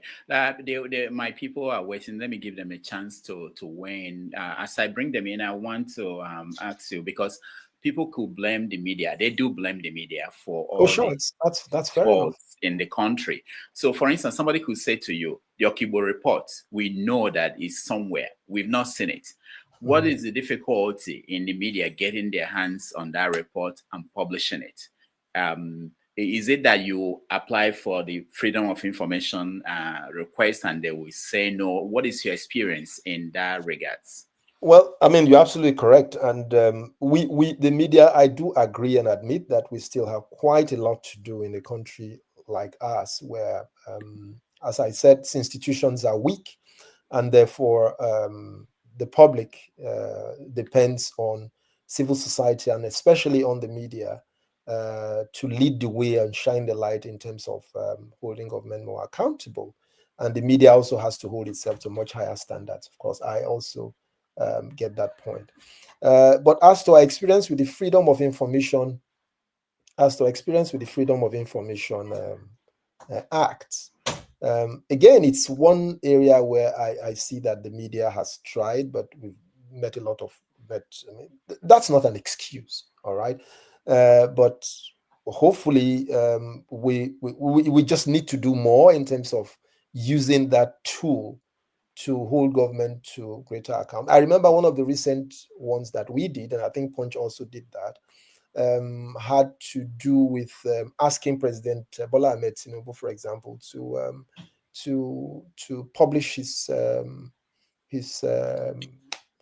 assets. Yes, his assets, and and then that question also came up again at the interview in December, and he said, well, it's something he's because we also had gone to the Code of Conduct Bureau to demand using the Freedom of Information Act, but they stonewalled and said, look, they are not going to do anything about it except they have an express permission by the officers, public officers affected to do so. So there are still gray areas, but that's not to say that we have covered all grounds and we couldn't do more. But yes, but I'm happy to take any questions. All right. Thank you so much. Quickly, because our guest he has to leave. So let me go. If you're in the studio and you want to turn on your camera, we won't bring you in without your camera on. Chim, you are first. Go ahead. Thank you, Rudolph, and pleased to make your acquaintance, Mr. Ishiekwene. Thank you, sir. Yes, so my question is around the current president, and it's my question is informed based on a comment you made a while ago, where you were trying to show the humane nature of our leaders. I mean, I wasn't born in 1960, so I can't speak to the personalities of the 1960 actors. I barely knew General Gowon as head of state. I only started knowing him when he was out of office. So I don't know what kind of personality he brought to the office.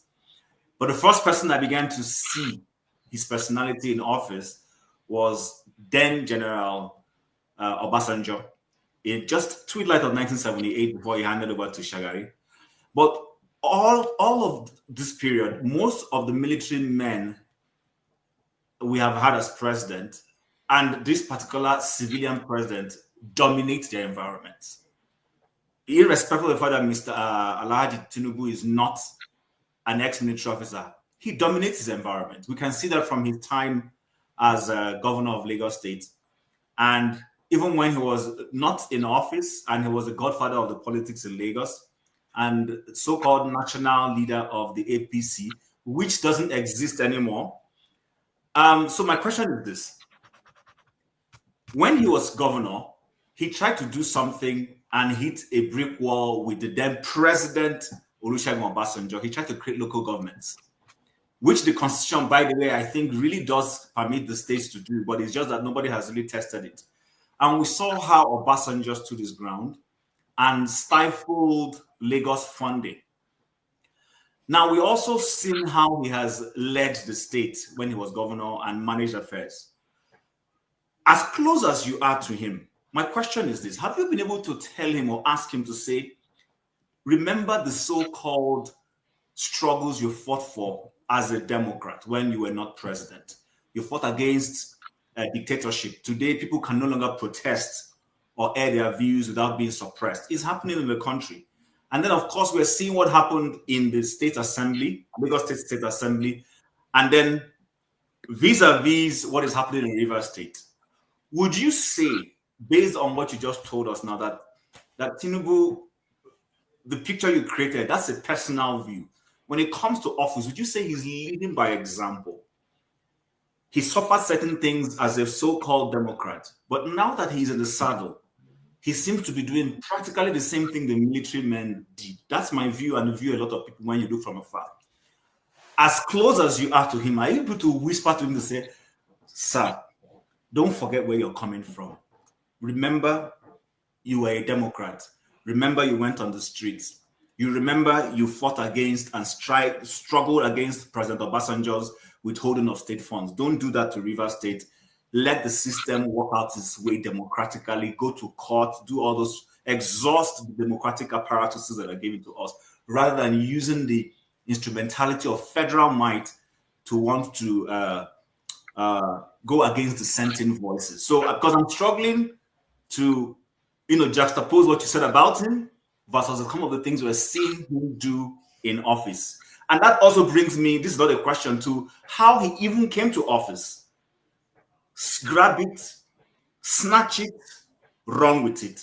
Speak to this, please. Thank you very much, Chim. Pleased to meet you. You are not as it's not as young as you try to make it look. I mean, the sentiments you have shared are quite profound. And I think that we may not all have been born at the same time, but the good thing is that we also have the benefit of history and books to help bring us up to speed. So let me just say a few things quickly. I will not hold brief. I'm not holding brief. I cannot say I'm holding brief for Bola Ahmed Tinubu. There are people who are appointed and who get paid to do that. But I would answer the questions you have asked me as best as I can. I think the issue of dominating the environment, which was central to the point that you asked, I think sometimes it's a cultural thing, all right? And I think it was Babangida who said that we are trained to dominate our environment. He not only said that, I think he's written that in a couple of his books. But I think that sentiment is also sometimes a cultural thing. You know, we from the part of the world that where we come from, we tend to revert to, you know, to sometimes, you know, we really, you know, when people in authority, we sometimes, if you like, pardon my use of the word, worship people in authority. So sometimes it's a cultural thing, all right, which thankfully the younger generation are not, you know, the younger generation, especially the millennials and Gen Zs, they will have none of that, okay, which is good. So we have a younger generation that will, and we saw that in the NSAS protest and all of that, a younger generation that is anxious to demand accountability. It's one of the strongest values of the younger generation. I think it's a good thing, and we should keep it up. But regarding the specific cases you mentioned about whether one whispers to, I just mentioned that one of the questions asked at the last interview, which I had, I do not have private meetings with him, personal meetings. The meetings I've had with him, apart from the occasional social meetings where we all meet, interviews and things like that, you know. But at that interview, I remember the number of questions that came up, including the one about declaration of assets. Okay, we thought that it was such a big issue. You should declare your asset and lead by example. All right, so that came up, and then of course he gave a commitment. But regarding what you also said about Lagos and what he did about Lagos, the creation of the LCDAs in Lagos and so forth and so on, and now how the issue is on the other foot, and it's not. I think that as far as I know regarding the affairs of the Lagos State Assembly, I can't tell you what I do not know. I tell you what I know. I understand he is not that, not that he's not aware of what is happening, but he's not directly involved. That is what people who are in a position to know, with whom I have spoken, have said, that he is not directly involved in deciding who's the speaker and who's not the speaker, who's installed and who's removed. Regarding Rivers State, you would recall also that there was a time when I believe he invited, and this was also reported publicly, the president invited both the Rivers State Governor Fubara, and the FCT minister to sort of to find a settlement. All right. Obviously, that did not work. It collapsed sooner than the meeting was held, and then the parties decided to take the matter to court. Now, what happened in court is what we heard last week. The Supreme Court went from one level, from the High Court, all the way up to the Supreme Court, and the Supreme Court has given a ruling. Now, whether that ruling is instigated by somebody or not, I don't know. But what I know is that the Supreme Court has given a ruling on the matter. And my personal view on what is happening in Rivers is that it's not in the interest of any of the parties for the state to go up in flames. It's not. Neither is it in the interest of the country. So the Supreme Court may have given its own ruling, but a solution to the problem has to be found. And my view is that it has to be a reasonably well-negotiated solution that secures the destiny of the state and the well-being of the people, as well as those of the parties involved.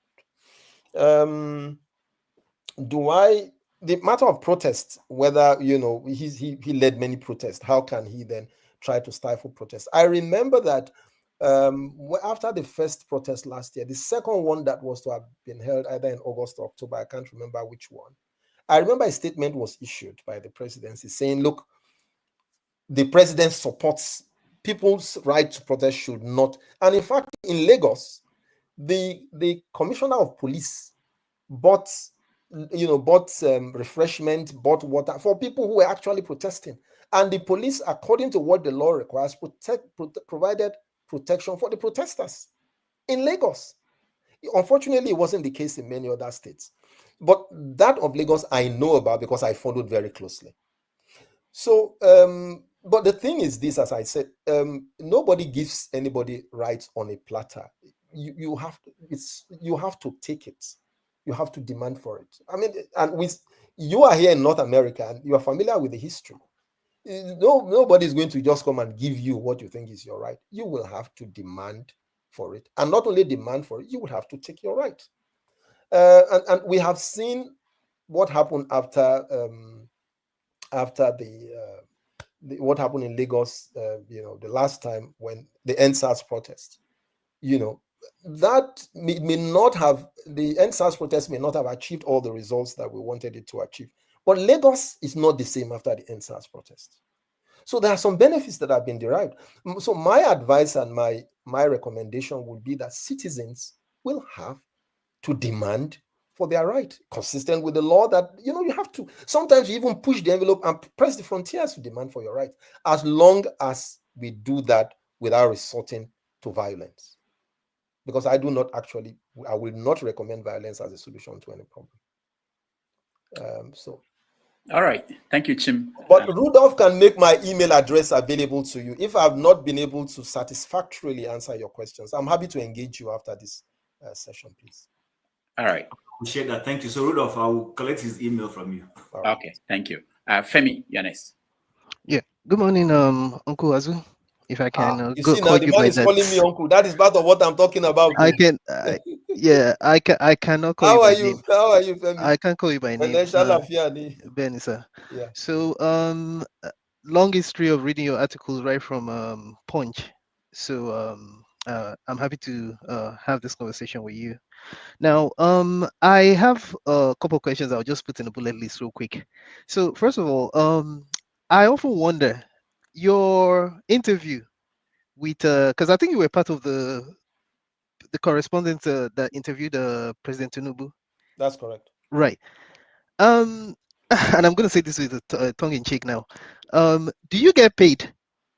Because the reason why I ask is that I felt going through the interview that there was too much niceties. It wasn't as, I mean, whilst I'm not trying to encourage it's not the Rudolph style interview.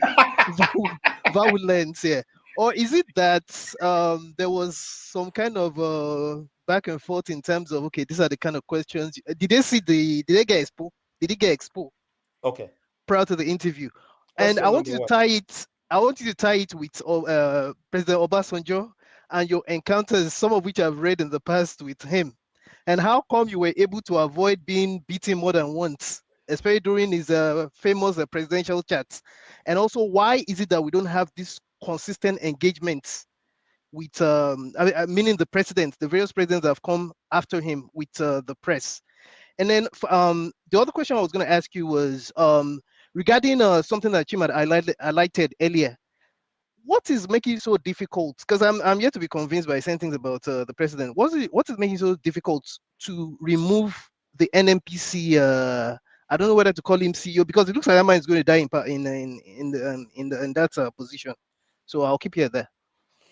Well, thank you very much, Femi.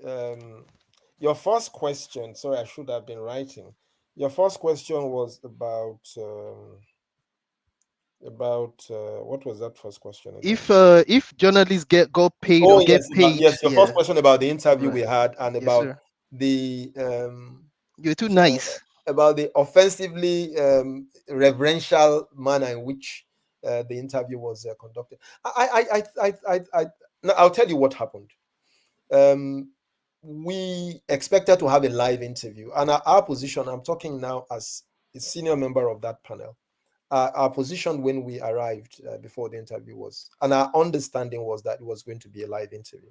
At least with a live interview, viewers get to see everything, and sometimes they also, as we have seen in one or two cases, presidential interviews in the past, they probably also get to ask questions. But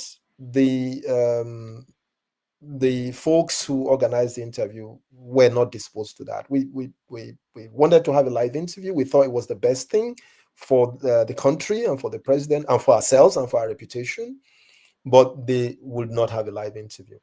But what we did not do, I can tell you, we did not give the questions in advance. No, I will not go and attend. I have done this thing for a modest period of 37 going to 38 years. I won't go and interview somebody. When Rudolph told me about this, he just gave me a general sense of what the subject was going to be. I never asked him, what are the questions you are going to ask me? And I don't allow others to do that to me. If I'm going to show up an interview, I show up. If I'm going to ask questions, I'm not going to give you my question. I can give you an idea, which is fair. You know, generally, we are going to talk about the economy. We are going to talk about this. We are going to talk about, that's a fair thing. But to then write the questions and give you to approve, I will not. And we did not, I can assure you. Unfortunately, the interview was not live. It was recorded. It was broadcast after. But you know what I did? After that recorded interview, I wrote my version of what happened and I published it. Yeah. So if you decide, if you choose, for example, to edit the version that was broadcast, that's fine. You're not going to edit my own version. And it's there, including the things that were not included in the edited version that was published. I wrote, and to the credit of Mr. Bayo Onanuga, because there were some persons within that said, oh, no, but Onanuga said, no, you can't bring somebody at this level to an interview and say you shouldn't express his view after. You can't do that. So that's what it is. We are hoping that we would have interviews in future that will be live. There are no go. I mean that will be live, and that not only the panel interviewing the president, but others as well will have the opportunity. Perhaps also viewers like you, people from other parts of the world, will have the opportunity to also ask the president questions. So it wasn't. There were no prior agreements or anything of the sort. We went there, but unfortunately, we expected a live interview. It wasn't a live interview, but I wrote a column reflecting the interview as honestly as it went, and it's out there for people to see. What was your second question? You asked two questions.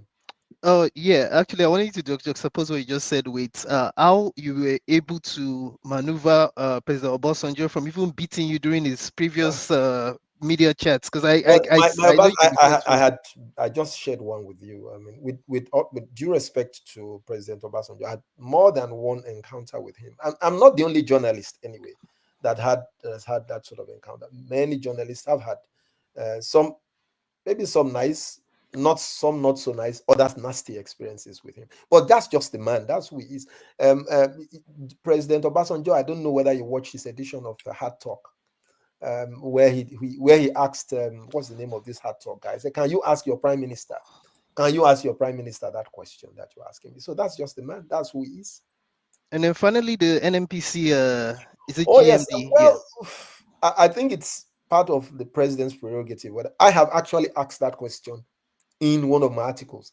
I said, in fact, I'm quoting myself almost verbatim. I said, what is between the man and the president? Only God knows. And honestly, I don't know why he's still there and what he's doing. I don't know. And I've said so publicly that I think he's past his sell-by dates. But well, the president is his appointer.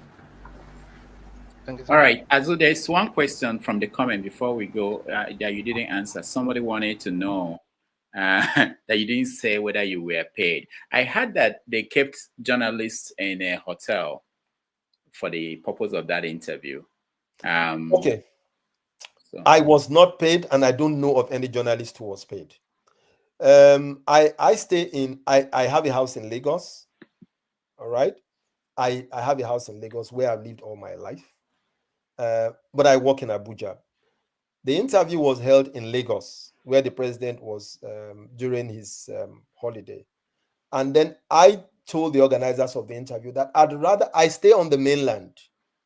All right, I stay on the mainland, and the interview was held on the island.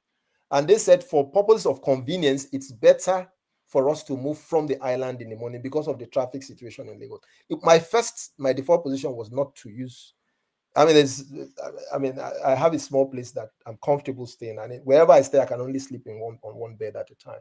So my direct answer to that question was that there was no precondition, no monies given or received or offered. Okay. All right, IQ next. Good afternoon, good morning, Dr. Rudolph and Mr. Azubuike. Happy to see you in our platform. My name is Ike. My name is Ike Alamefle. I'm speaking from the Caribbean. Precisely, I'm speaking to you from the island of Bonaire. Oh. I was listening to your conversation with Dr. Rudolph. I was going off and on. But I don't know if I'm going to. So I'm going to make a commentary before I ask my question. This is my personal opinion. I don't think you answered the question that Jim asked you. You were trying to play the card of journalist. I'm not a journalist. You are trying to paint a picture. You don't want to offend somebody, or you don't want to actually say what you think. But I would like you to remove your journalistic cap, and as a citizen of that country called Nigeria, the man in office you are trying to promote for me here in this platform, did he legitimately win the election of 2023? Forget about your journalistic cap. I didn't go to school, but I am a citizen of that country. So I would like you to confirm to me that that man who is there, your president, the man you try to promote here, the man you try to give credibility because of your personal encounter with him. We are not talking about your personal encounter with somebody, but we're talking about a country called Nigeria with a population of 230 million people. I have no business with your personal relationship with anybody. But I speak on something that bothers me as a Nigerian. That country called Nigeria. You're a journalist. You have lived into that country. You have been there. So I do not think that you answered that question. And you know the reason why you didn't want to answer that question. That's on you. Because the man that is at Asorok right now, that's why I asked you that question. Do you think he legitimately win the election of 2023? And do you really think that this present government we are talking about right now is a government that you are giving a credibility for what has been going on in that country called Nigeria since they came to power? Because it is all about grab it, steal it, and run with it. And that is the foundation of where we are today. And for any Nigerian journalist who live in Nigeria or whatever that you live, you want to come here and paint the picture for me as a Nigerian that all is well with these present people who are illegitimate government. Because they are not legitimate. They are not my government. They don't represent me. So if they represent you, fine. But I just want to put it here that you never answered the question that Jim asked you. My question now goes to you is this about Babangida. Every time since all the book was published, we talk about all Babangida every time. My question to you as a journalist, there were civilians, there were eminent Nigerians from every field of life who helped this man to perpetuate whatever he has done to this country called Nigeria. Why are Nigerian journalists not speaking about the people that have aided this man to do what he has done? It is all about Babangida we talk about. What about Nigerians? You are people like journalists. You people, you go and look for information. I've not seen any all these journalists we have in Nigeria. What of the people that have aided this man to do what he has done to this country? Why are Nigerian journalists not talking about those people? Why are they not letting us know the people that have aided these people to do what they have done? Babangida in question. All right, thank you, Ike. Azu. Thank you very much, Chief Alamefule. Thank you so much for your question and for the passion with which you have answered the question. Chief Rudolph did not ask me a question about whether or not Bola Tinubu won the election. He did not ask me that question, and it's on set. He can say so if he asked me. No. I think it's important for us to get that right. You just insisted that he asked me a question which he did not ask me. If you are asking me that question as a matter of interest, I can volunteer an opinion, but I think it's inappropriate and wrong and incorrect to assume or to say that he asked me a question which he did not ask me. But it's easy for me I didn't say Rudolph. I said Brother Chin. I said Chin asked you. Nobody, sir, nobody has asked me a question up till now about whether Tinubu won the election or not. But I understand that because you also said you are going in and coming out. So it's possible for you to assume that in your absence, a question might have been asked of me, which was not asked of me. But that's not the point. I thought I should address that. And then also offer my opinion about whether or not he won the election. I don't want, you obviously want me to say what you want to hear, but I'm obliged to tell you what I think, and I'm offering it as my opinion. My opinion doesn't represent the opinion of 230 million Nigerians. It's my opinion. And I'm sure that the same way I allowed you to have your say, you would also indulge me the privilege of speaking for myself as a Nigerian citizen, just as you also are. There were issues regarding the election, quite rightly. And those issues, as you know, were litigated up to the Supreme Court. And the verdict of the Supreme Court after the exhaustive litigation was that President Bola Ahmed Tinubu won the election. And I will not differ from the opinion of the Supreme Court on that. Were there issues about the election? And I think I also mentioned it when I was having a conversation with Rudolph about the recruitment process, about the election process in Nigeria. The election process in Nigeria could be far better from what it is, so that in future we would have far less court litigated or judiciary pronounced leaders. We don't want that. We don't want Nigerians to go on elections, whether it's the election of a local government chairman or the election of a governor or the election of a president, only for the right of their right to vote to be taken off them and the verdict given by the courts. That's not what we voted for. That's not what Nigerians voted for. Nigerians want to be able to vote for a politician or people and have confidence that the process will give the outcome that they desire. Was I personally satisfied, fully satisfied with the outcome of the last election? No, I wasn't. I wasn't satisfied. And I'm not talking, I voted in all the elections, sir. I voted in all the elections. I was at the polling station, not as a journalist, but as a citizen carrying out my civic duty to my country. All right? So was I satisfied with the entire outcome of the election at all levels? No. I have written consistently and challenged INEC and challenged citizens to step up and see that we do more to improve the process, so that the outcome of elections will reflect more truly what we desire as citizens and as voters.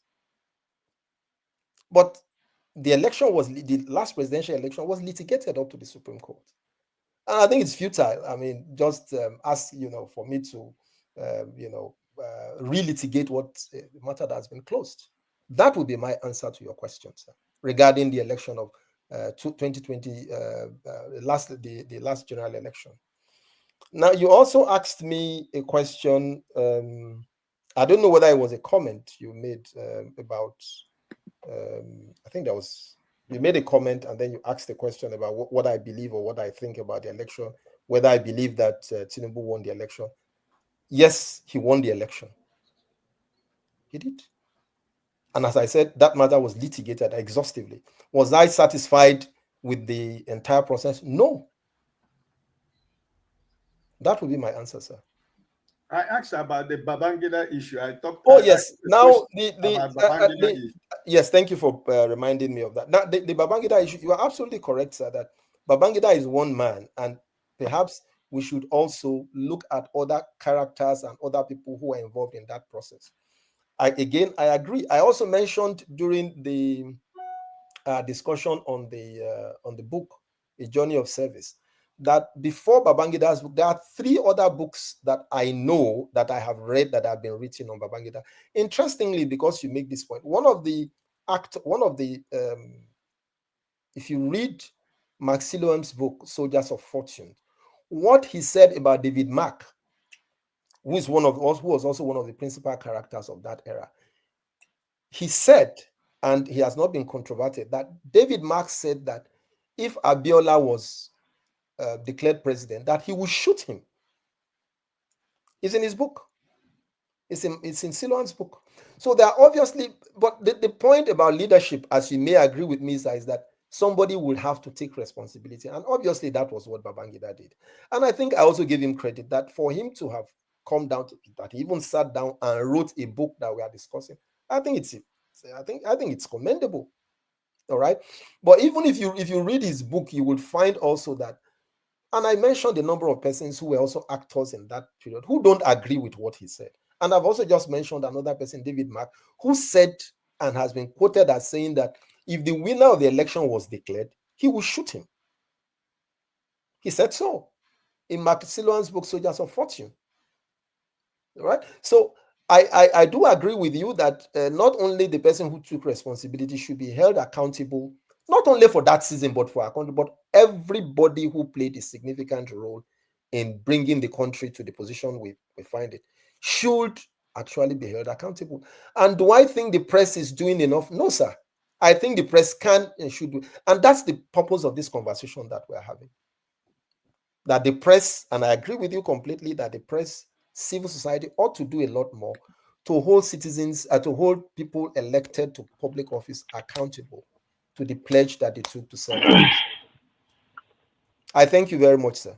All right, thank you, Ike. One more question, and then I'll let you give us the final thought. I know you've spent more time than we agreed, and I know that you have. So this our friend Mazi Ovie is regular on our platform, so I want to give him the chance to talk to you.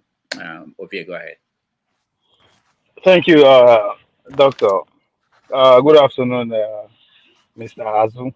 I hope I am not been too familiar, but I think that's what you are probably within the media industry. No problem. I mean, I find your name quite interesting, Mazi and Ovie. There, but maybe that's outside this forum. When I see Mazi and Ovie, there's one is southeast, the other one is south. So, but it's okay.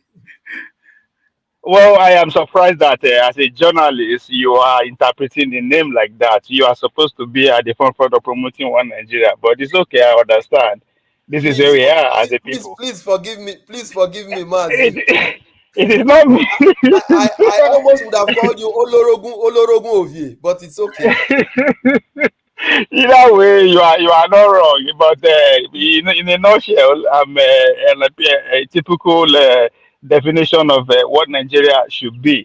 So my question is, I am surprised to say the least that I did not see you in this current administration. Not because I see you as somebody who is who is fond of the president, but it's the other way around. The president seems to be very fond of you. I mean, going by your last birthday celebration, which happened to be on February 20th, the president actually took his time out and to recognize your work and what you have been doing in the industry. So my question is that, are we going to see you in the next administration? No, you're not going to see okay. No, sorry, before you finish. I manage a corner shop in Abuja. There's a corner shop called Leadership where I walk out from, and I'm just happy walking out of my corner shop. It was actually on the 19th, my birthday was, and yes, you are correct. The president wrote, and I'm grateful for that. And of course, as you might also have noticed that he's done that also for quite a number of Nigerians. But I'm grateful to him for doing that. And I also said so publicly that I'm grateful to him. Our relationship is not one that blinds me. I cannot see something that I believe the government is doing that I see obviously that is, and I say, oh no, because no, I do not. I've not received the training to do that. No, I don't. All right. The second part of that question is that with what is happening to USAID, what is the fate of our journalism in Nigeria? Well, of course, you know that Nigeria is one of the top 5 USAID beneficiaries. And I think that process is also still undergoing litigation in the US about whether it's right or whether it's just a pause, whether it's going to be a permanent thing. But as I said, necessity, they say, is the mother of invention, isn't it? So hopefully this adversity is also going to make us sit back, think, reappraise what we are doing. You said also backs or supports many intervention programs, including capacity building programs in journalistic space. But I'm sure that we're still in the early days for now. But I believe people are going to take stock. There are also still other avenues for partnerships, for intervention, for capacity building, that I think that with the help of the internet and social media, people can and will explore. But although Trump is just going to be there for 4 years, it's almost looking like it's a lifetime. But I think it's still early days yet. You were from your submission, Azim, you are totally in support of what USAID is doing. I mean, it is not longer a conspiracy. Not totally in support. I'm not. You said it's a tool of US foreign policy. That's what it is. But it's just a tool for deployment of soft power. That's what it is. So yeah, for their own gain and to our own detriment. To our own detriment. Well, in their own detriment, you see, when somebody not to our own detriment. To our own detriment. It is their own gain for our own detriment. So why should we keep supporting that or keep expecting them to continue? It's obvious now that they are in our country to keep us stupid, pretty much for the lack of words. So why should we? I mean, I don't think you disagree with me that we are the receiving end. I think we'll see where it goes. As I said, I think the matter is still being litigated, as I'm sure you know. But I think the adversity, we should see the adversity as Nigerians, whether we are in the media space or in the health sector, wherever it is we find ourselves within the development space. We should see this occurrence or this development or this adversity as an opportunity for us to look inwards and ask ourselves and see what we can do for ourselves. All right, Ovie, thank you so much. Let me round up by asking you just a question. Ovie already took my concluding statement. I wanted to say that the career path of most journalists starts as a reporter. At a point, if you have influence, you join any company that will pay you more to be a PR person, or you end up being a spokesperson for a government. Or I wanted to know whether because most people don't stay there all the way till they become chairman of the editorial. I mean, if they do that, sometimes it's not enough. So my question is, have you been approached? At one point, you said no in terms of joining the government in any capacity, any government. It doesn't have to. Well, I have heard things whispered around me, But the truth is that, I like to keep, because faith issues are personal, so I don't like to, But it's what you ask for that you receive. All right. I have never gone on my knees to say, I want to join government. Never, and never will. I'm saying this one, but never will. I don't think you have to join the government to serve your country. I don't think so. I think that what you're doing on Iroko Post TV and all those guys, this is service. And I think that in my little space, in the way that I can, that's why I'm going more into writing books. Hopefully, I have the opportunity to mentor younger people. It's what I love to do. I do not think that I have to get a political appointment to serve my country. I absolutely do not think so. No. Mm-hmm. Now, one more from me. I know you're friends with Deni, and maybe, I don't know if you know Femi Adesina, Yes, they are my friends. Ruben Abati. So what do they tell you after working for the government, their experience? No, are not the things they tell people in public, but I mean, what do they feel? Do they regret that? You want me to rat? No, not really talking about them personally or their names. So do they regret doing that? Do they think they accomplished anything? I think it's the worst job in this world, but I don't know. What do you think? Well, Rudolph, I don't know whether it's the worst job because I haven't experienced it, so I really don't know whether it's the worst job. But I think public service in Nigeria is something, my brother. I tell you, public.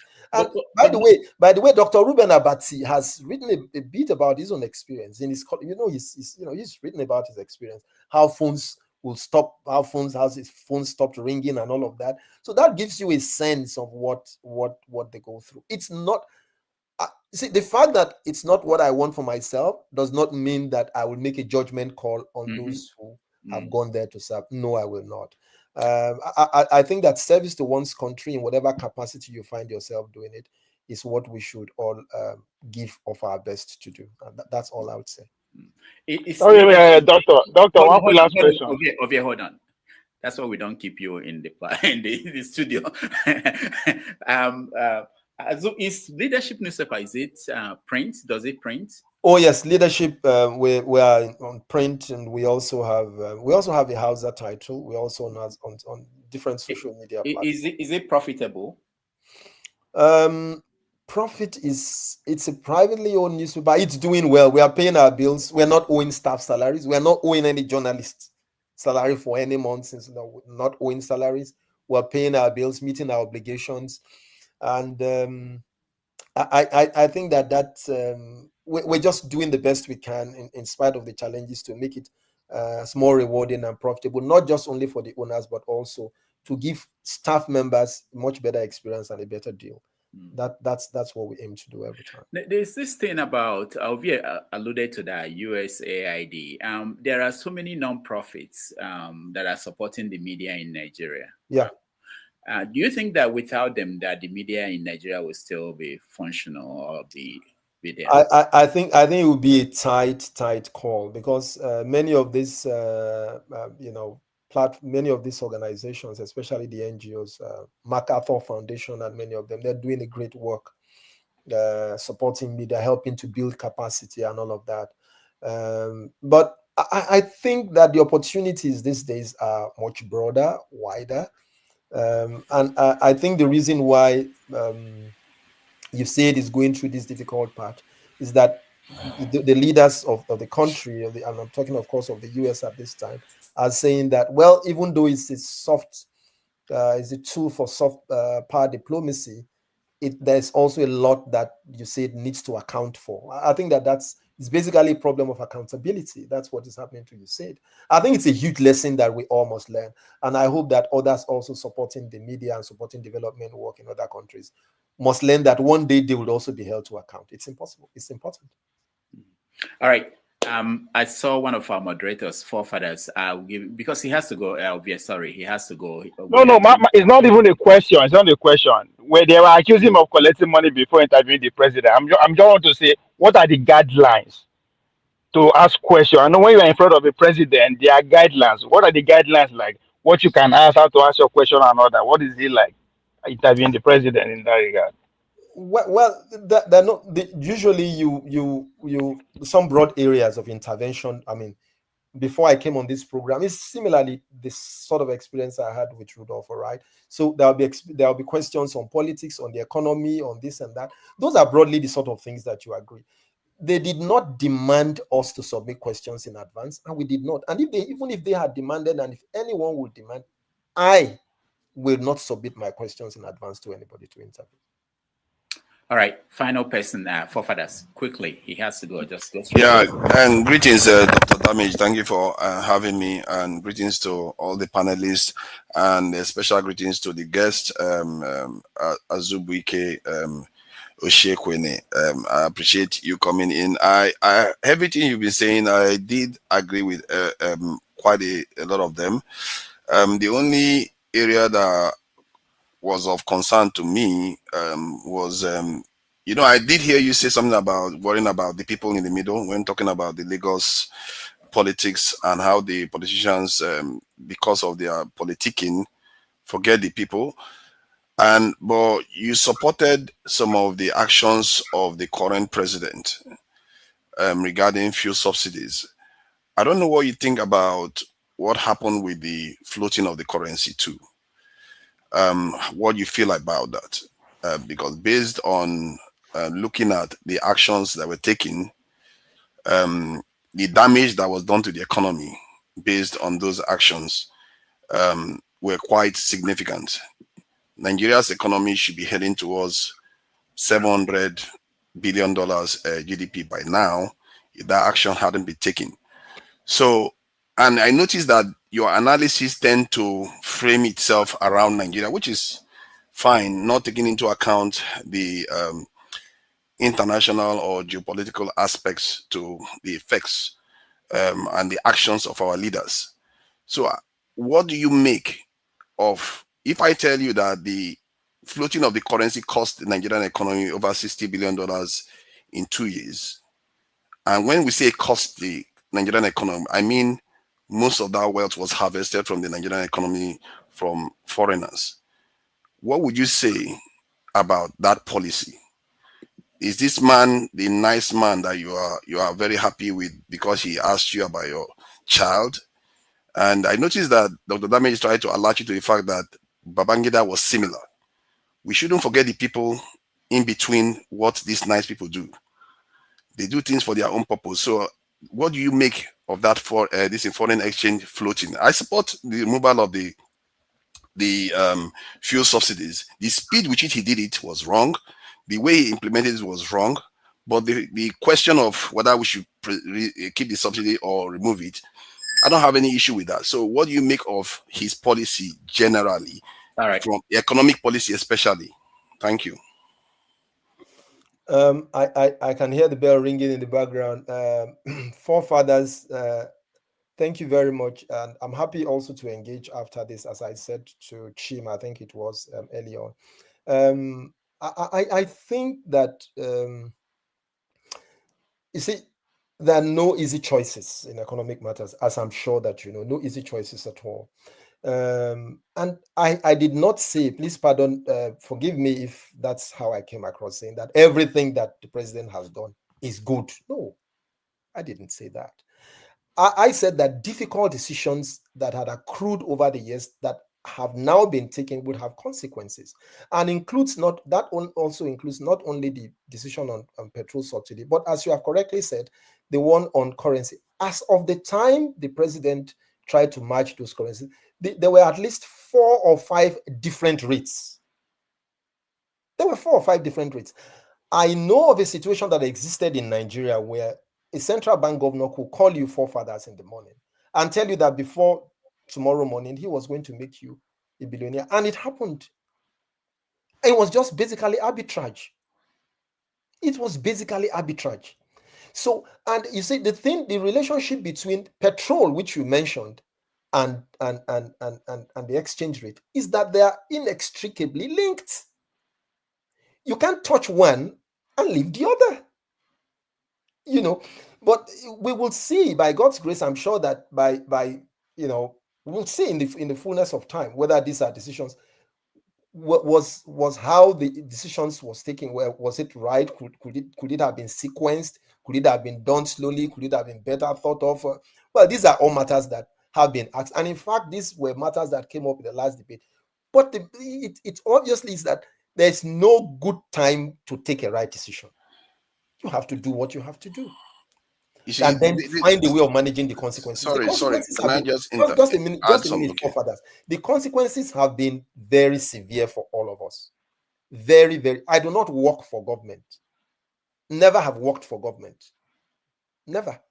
I have never worked for government one day of my life.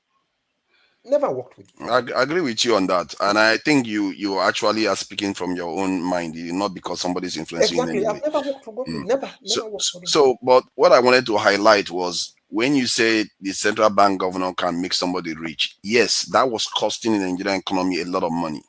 However, taking this action that has happened, when we talk about arbitrage and round tripping, this is the ultimate one where foreigners are the one reaping the wealth out of the Nigerian space. And that is the area I think you are not looking at what is going on. You see, part of what I'm sorry for that. I love the level of the discussion and it's something I'm ready to engage. You see, you also cannot, you are ultimately a function of what you produce. You see, you can't get more than your ability to produce. You can't. So we need to sit back and ask ourselves, what exactly, apart from oil, what exactly is Nigeria producing on the basis of which it can have a currency that can compete? What are we producing? Yeah, that's why you should hold them accountable.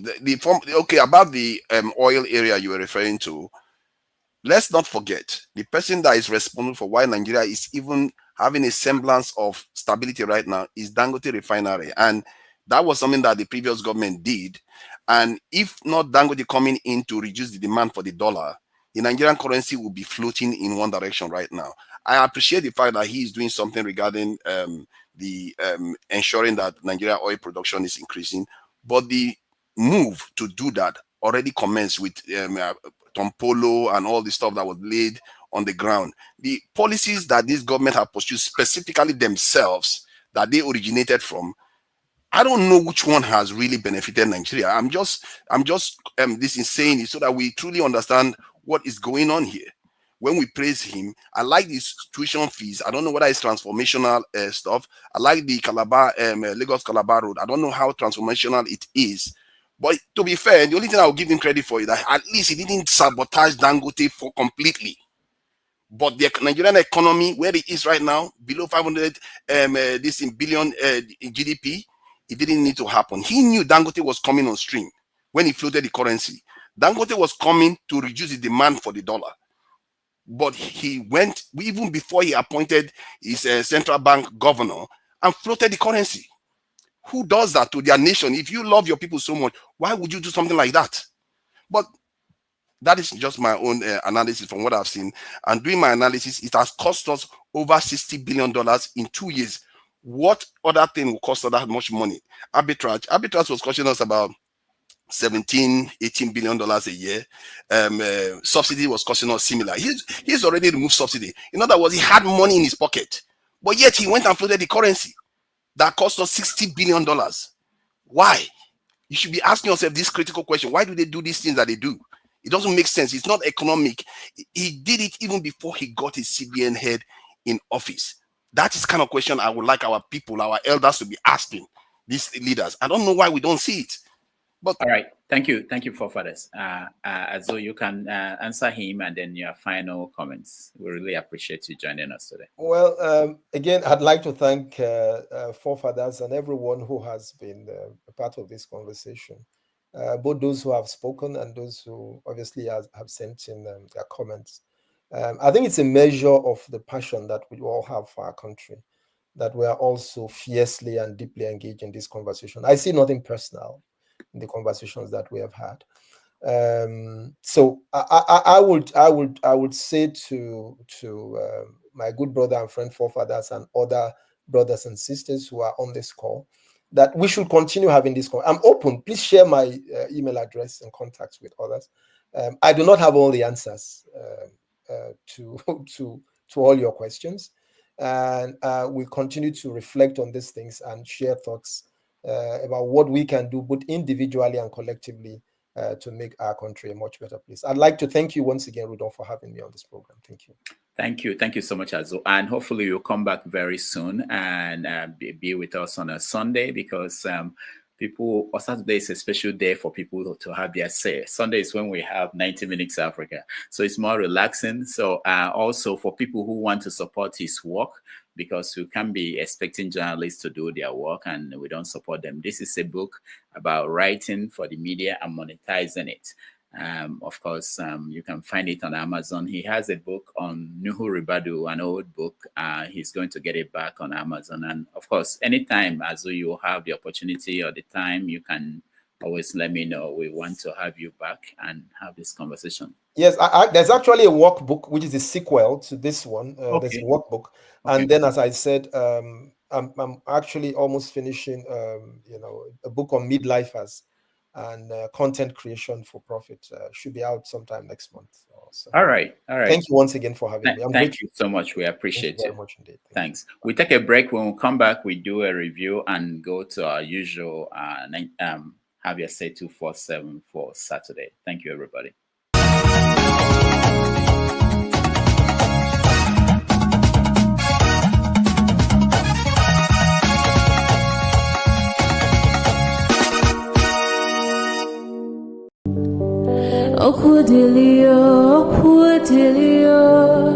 Okudilio nyekelaniyo Olisamalugo mkoyene menenua Okudilio nyekelaniyo Chukuna malugo yobiadio cha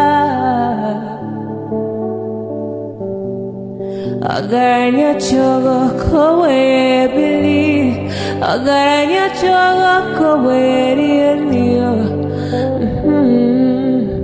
Owe chuku bezie chuku Nuche chukwa busigi fegemeo Nuche chukwa busia ifegemeo Nifo solo ne asi alibazie Oboye bebe agaranya muliba Oboye wuru agaranya mebi vesolea Mano agaranya mua Oboye afyozie nipakwa Agaranya chogo kowe bili Agaranya chogo kowe rienio Owe chikubezio lisa Kodili ma kodili bemo Kodili wakema kodili wanima Naino kwane we beluge beluo Kodili ma kodili bemo Kodili kemo kodili heyo Ibedwe me wane Nikadie zibo heyo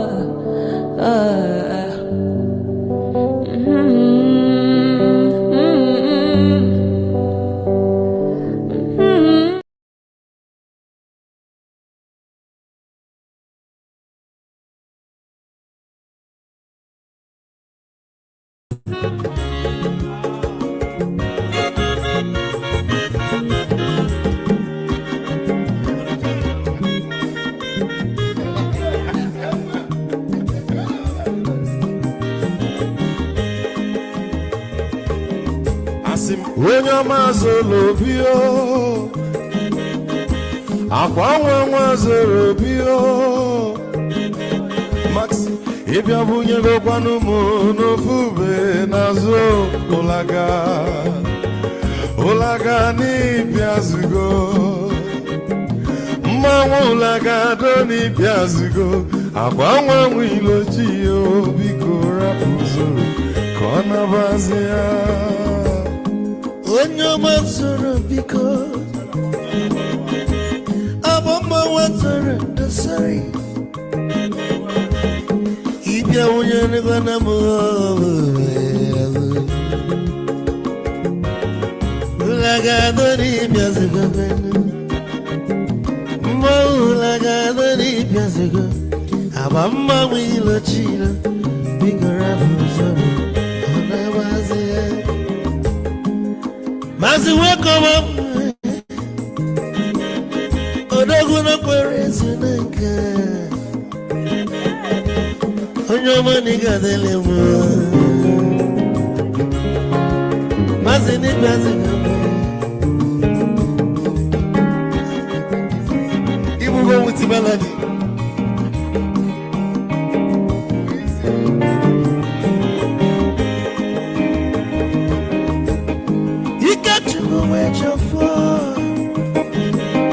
Odogu na chala noka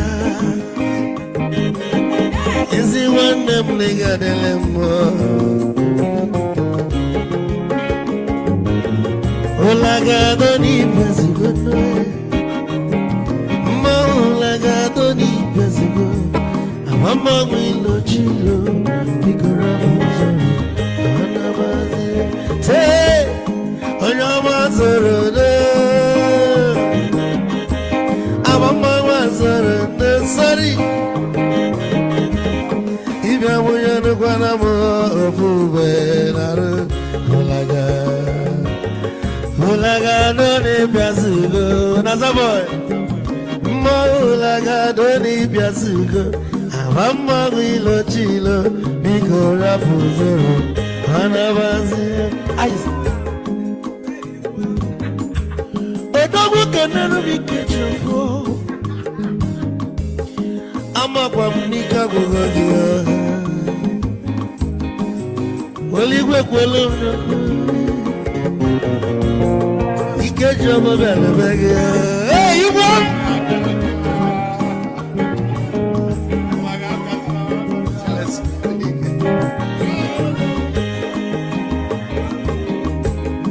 egwu ka mbụ na-ekene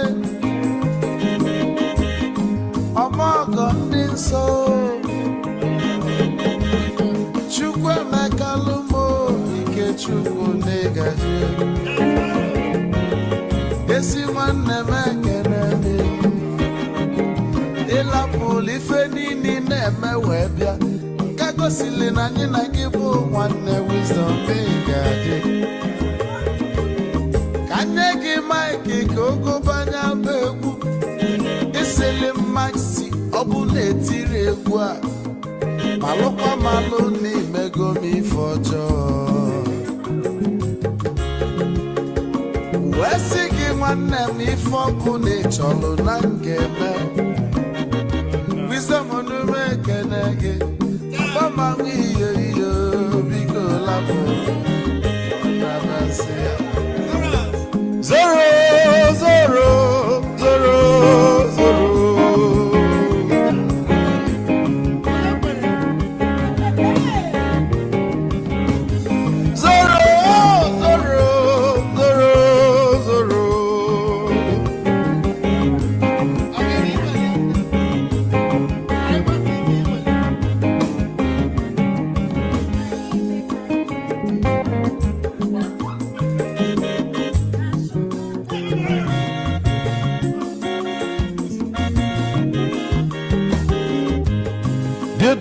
Joy na bugwa Hausa Sokoto Ujembe mwilo Anu solo mwe manofia nara Onye nwuro zurike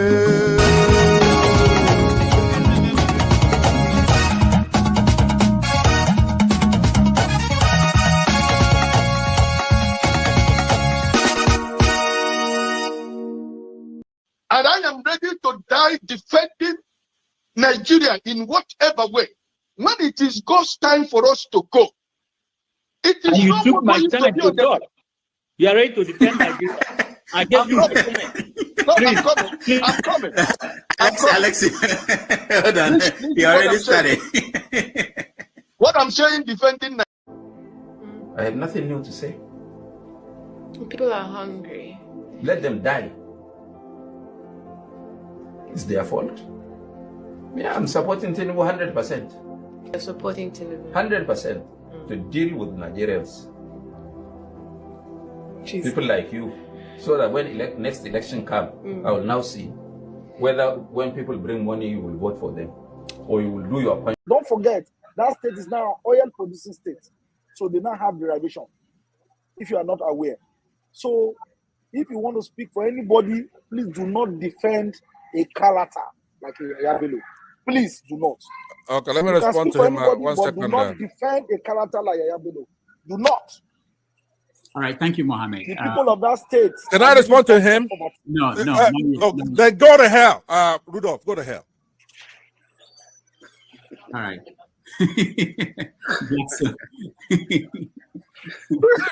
Rudolph, I've never seen this part of him before. My God.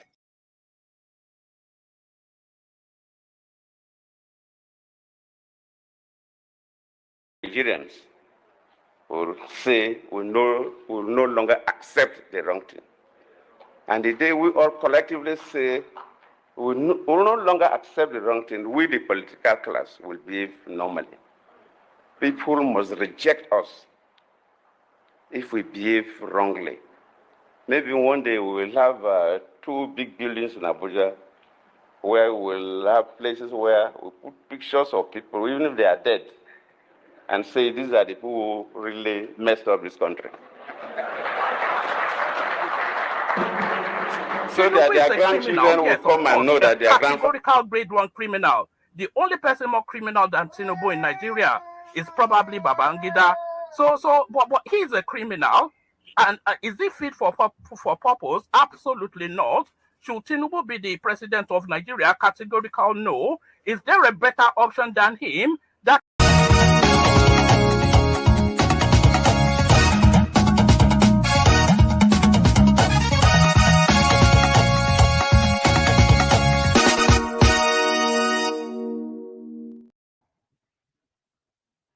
Welcome back, everybody. Thank you so much for hanging out with us this beautiful day, Saturday, March the 8th, 2025.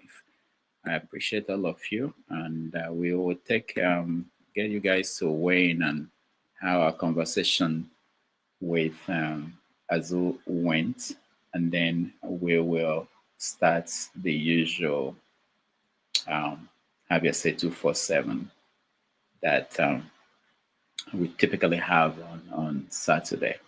But before then, let me just point out that tomorrow on 90 Minutes Africa, we have a special guest, Professor Philip F. Young Jr. He's the son of Philip F. Young, who was the deputy leader of Biafra during the Biafran period. He was the person that the father was the assistant to Ojukwu, the deputy to Ojukwu during the war. So he will join us. He's a professor at Michigan State University. He has written books on the Biafran War. He will join us to talk about that period and the life, the trauma, and all those. So if you can join us tomorrow at 6:30 p.m. Nigerian time. So being that in America time will change, I don't know about the UK. I think UK, you guys will change later on during the week. For us, it's going to be 1:30 p.m. New York time. And Nigeria is going to be 6:30 p.m. We want to keep the Nigerian time constant. So even if all you people in America and Europe are changing your time, the people in Nigeria, they know that it's at 6:30. That will be live for 90 Minutes Africa every Sunday. So tomorrow, once again, Professor Philip F. Young will join us on 90 Minutes Africa. All right, let me start with Femi. So you've been reading Azu, and you had a chance to interact with him. What's your impression? Based off of the way he writes and speaks, I guess he's just as much a loyalist to his trade as they come. The part where I kind of have some kind of like mixed reaction to him, which is not unusual, is where he talks about the president and his policies, and and that's to be expected when you consider the fact that they seem to have a long history of knowing each other. So but then when you now try to like juxtapose that with just the general way that other people perceive him, then that's when you begin to wonder if there's not a seeming conflict of interest. And I'm not saying necessarily that he's not entitled to some biases, because we all have our own different biases. And at the same time, I'm not saying it to mean that it might not be necessarily right, because I don't know the president, I don't have to know him personally, but I just feel that there may be some conflict of interest, and it's just the way it comes across to me. Again, I'm not saying that it's necessarily wrong. So, but other than that, I also was paying strong attention to when it came to the questions you asked him directly about Babangida, and in various shapes and forms, especially when he came to what his own impression, his own opinion about the Vata, the killing of Vasa, the Delegiwa question, as well as, I mean, just generally, I think he mostly dealt with that in line with my own thoughts as well. Whether I was old enough to know what was going on versus just reading the opinions of various people, those who knew Babangida personally versus those who just associated with him, or who were just politically, if you will, for lack of another word, who were just aware of what was going on in the country to a very high level. I think it dealt with that in a way that I align with. But overall, I would say it left as much opening for those that really want to him question him even more deeply. And I'm just glad he comes across again based off of what I've read in terms of his articles from way back when, as someone who is ready to engage, is not ready to run away. All right. Thank you. Thank you so much, Femi. Ike.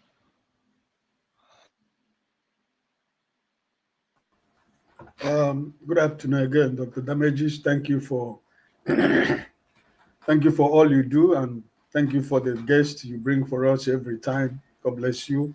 I would like to go to the line of Femi, but like Femi said, each and every one of us, we have our biases. But I have to be honest with you. When I'm discussing Nigeria, I do not have my biases because that's my country. I just say what I think that I feel. I know somebody else will feel something else, right? I think that he's a journalist. I respect his profession based on what they go through in Nigeria as journalists and some other countries where journalists, they go through a lot.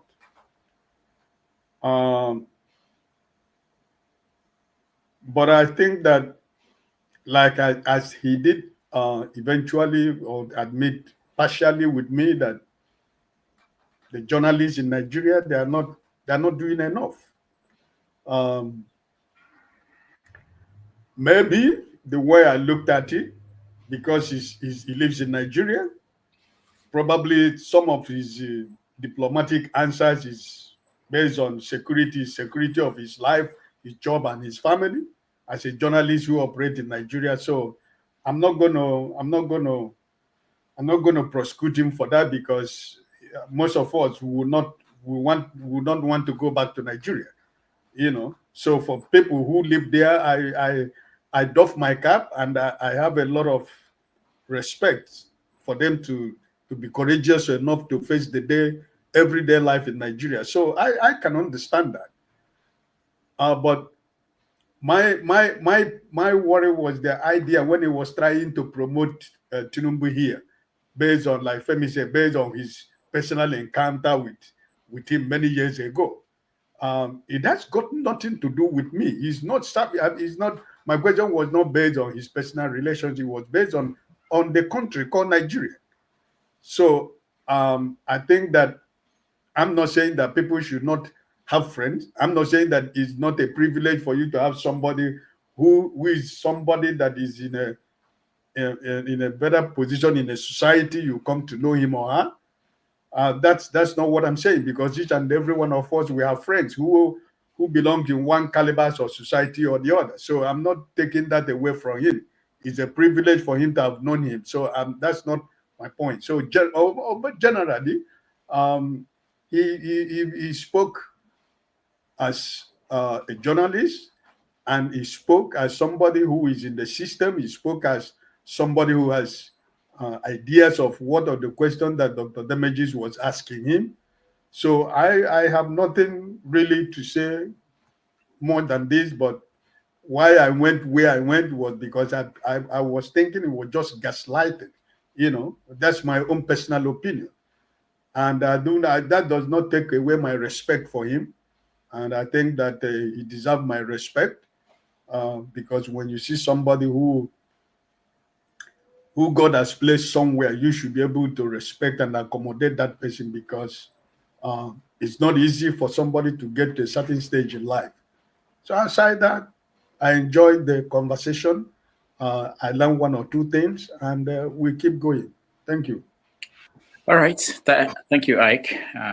Forefathers. Well, first of all, Dr. Dameji, sorry. I have this is iced tea. Is it allowed for me to take it? Because I know Yeah. probably... It's okay. Okay. It's okay. I know they drink. I know what it is. Okay, thank you. It won't get into your, it won't have impact. Forefathers. Thank you, Dr. Damages. I for some reason I just started watching I was a bit confused because I thought this was I was beginning to think this was Sunday for a moment there, because you were interviewing someone and it wasn't have your say. So, but after listening to him, I noticed when he was talking about Tinubu and how Tinubu cared about human beings on a deep level because he was asking about his child. You try to draw similar correlations with this in Babangida, but he didn't necessarily see that. I just feel like he likes Tinubu because Tinubu bonded with him somehow, and IBB lied to him. That's why he doesn't like. He said that IBB lied to him, so he doesn't like IBB from that point of view. People are different, like that. So from that point of view, I grant him that. I just feel like he's just speaking from his own mind. I think all politicians, at some level, they do care about human beings. You have to an extent, care about human beings. I guess and I see that in Tinubu too. I don't think that Tinubu just hate people. No, I don't think that's what it is. And people that have loyalty to him, that's not what is happening. Those people see good in him somehow.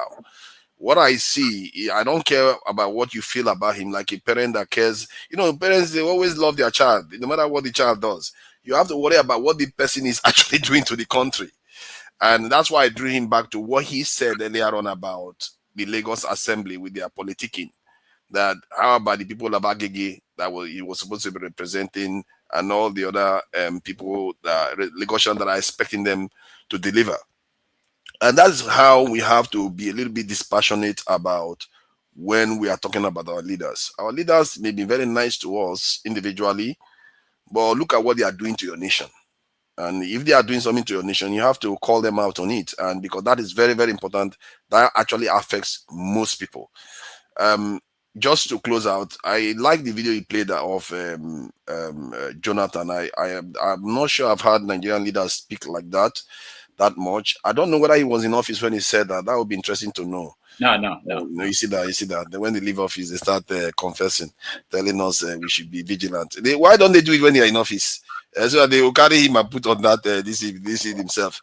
But I think I remember Yaradua doing something close when he said his own election was fraudulent, and tried to correct it. Though Nigerians, we've had leaders that came close to trying to do the right thing, but maybe the Nigerian people are not ready for it. That is part of the problem. And so I will leave it at that. Thank you. All right. Thank you so much. Tony.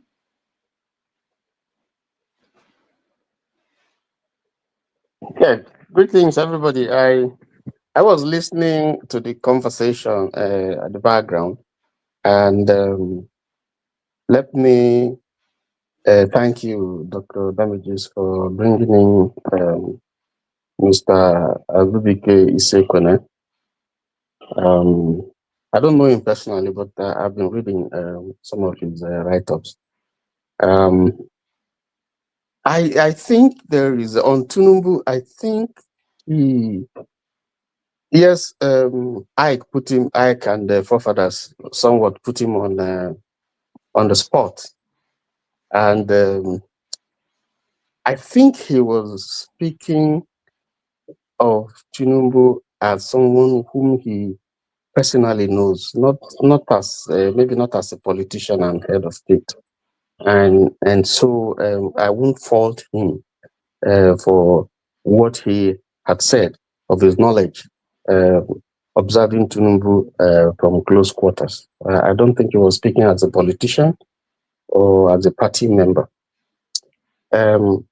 I have observed Tinubu too from very close quarters. I have had the privilege to, I said it here on the platform, of working for him as a contractor, not as a member of the party.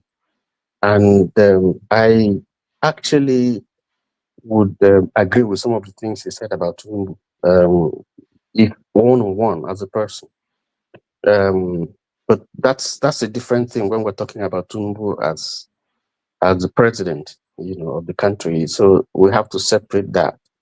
But I think on the whole, quite a lot to learn.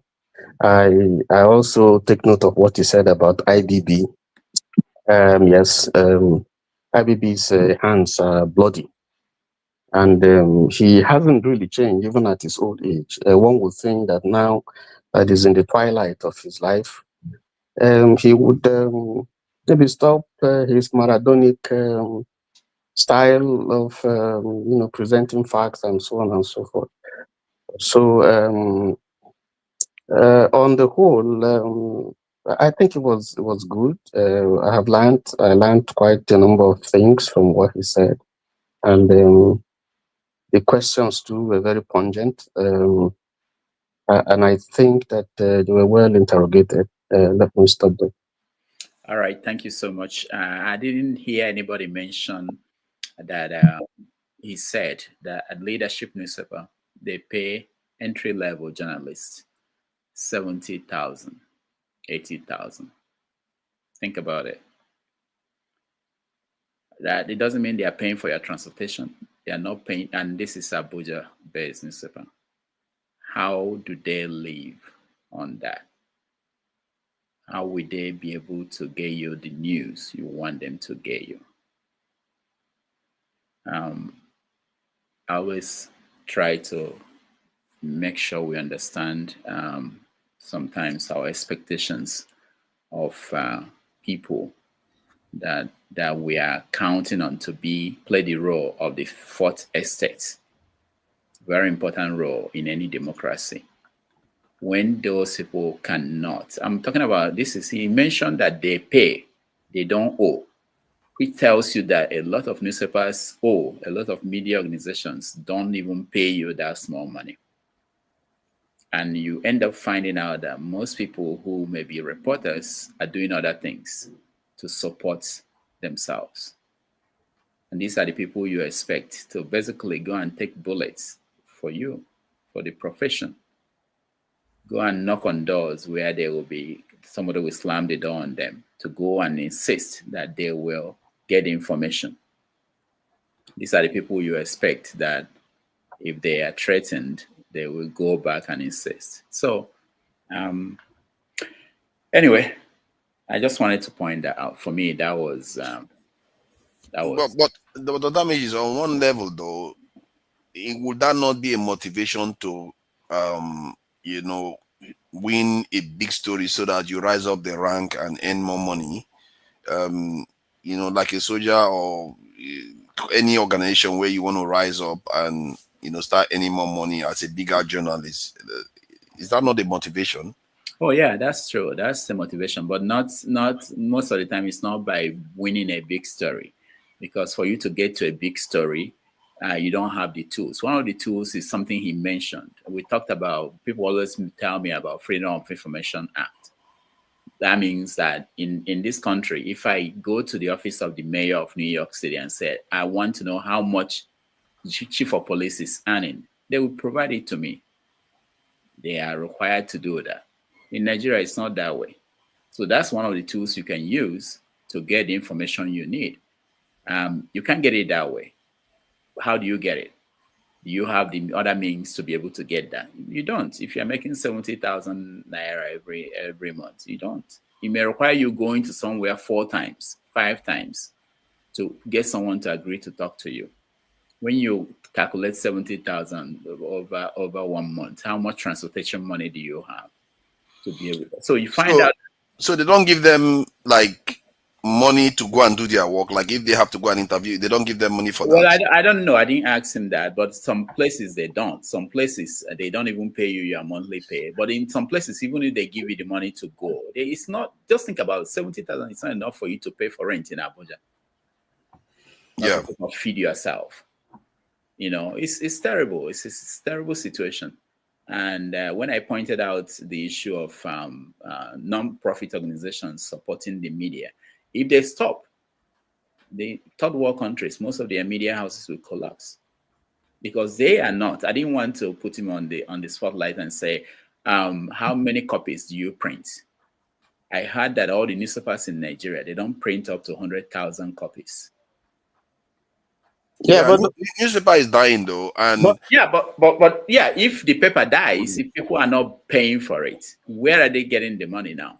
They go to Instagram and YouTube, and the point I'm making is that I'm on Instagram, on YouTube. It's not. You have more customers now. Is that a bad thing? You people who come to Dr. Damage to get real news. See, the point I'm making is that if all these foreigners are supporting our organizations, you can bet that they can influence them in shaping opinion in Nigeria, and that could be problematic on its own too. No, we're not. I'm not saying that it's ideal. What I'm saying is that what is the option? You know, what's the option that we have, and we should be aware of that. Damages is an option.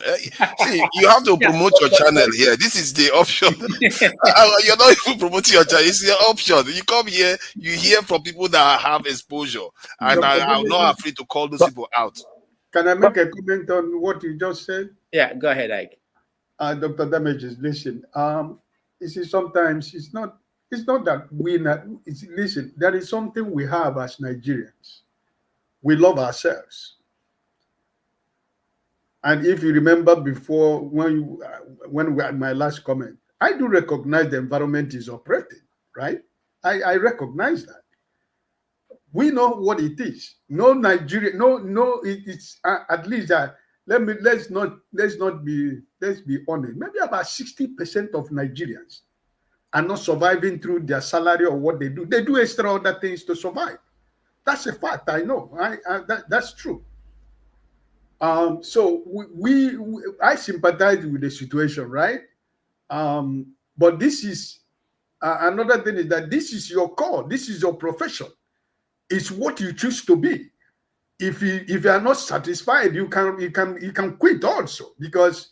And let me tell you, Ike, a lot of them I didn't get to that question, which is how many of the people he graduated with are still in journalism. You'll be surprised. That's the point. So which means that what we Nigerians come here in other platform to do, we all of us are in the same boat. If they can recognize that all of us are in the same boat. But sometimes when they're speaking as if they are in a different boat with the Trump. Their boat is like the boat of Trump. Their boat is not like the boat of the common man.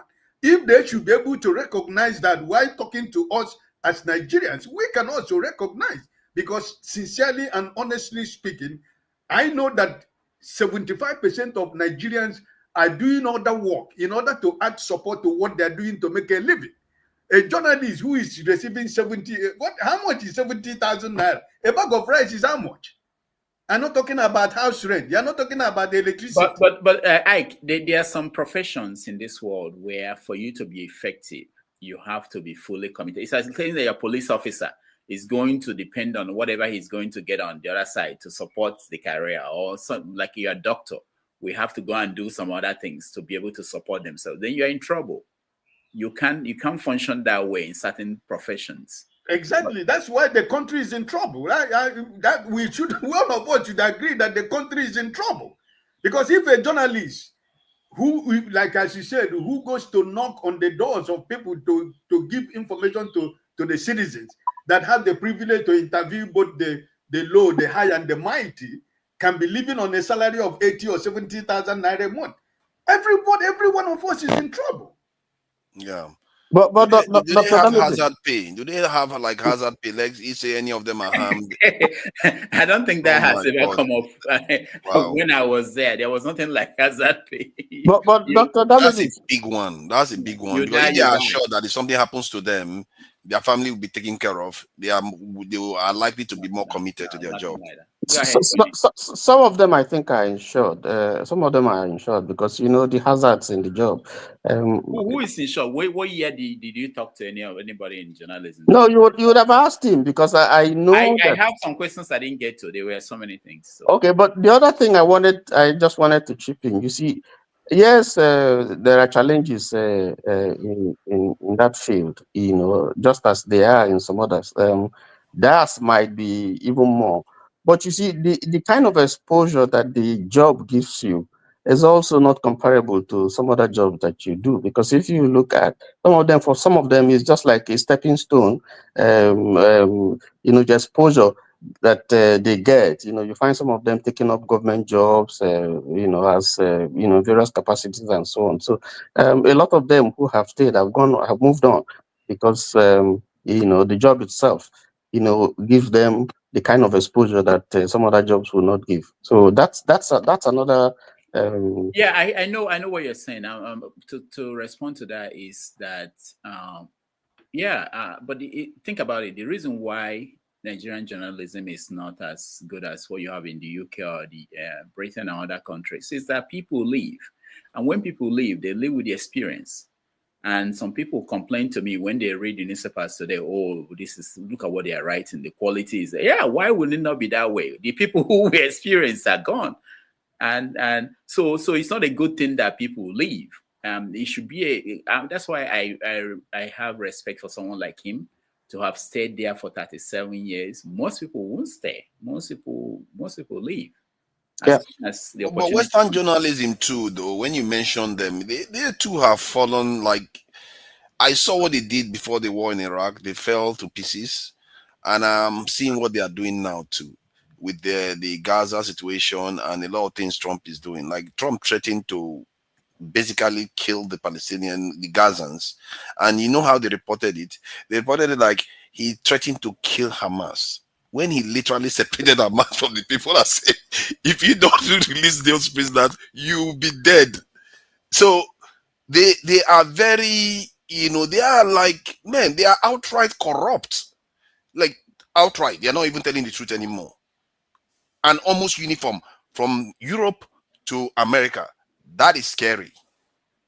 And this is something that I've been kind of harping on about, that you can't trust the paradigm when it's in 1 minute they are like this, then when they want to change, you are surprised that they can change. Like when you hear about the Japanese internment in America, the lynching of black people and all this, you think it's over. It's not ever going to happen.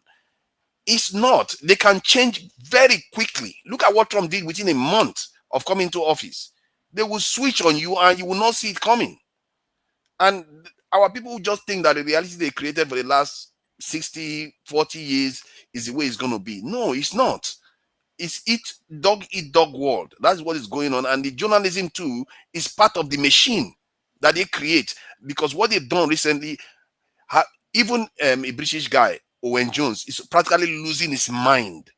That when you see that guy on YouTube, he's practically losing his mind because he sees the journalists being complicit in deceit and genocide. They see a leader that is calling for genocide, they pretend as if it's not happening.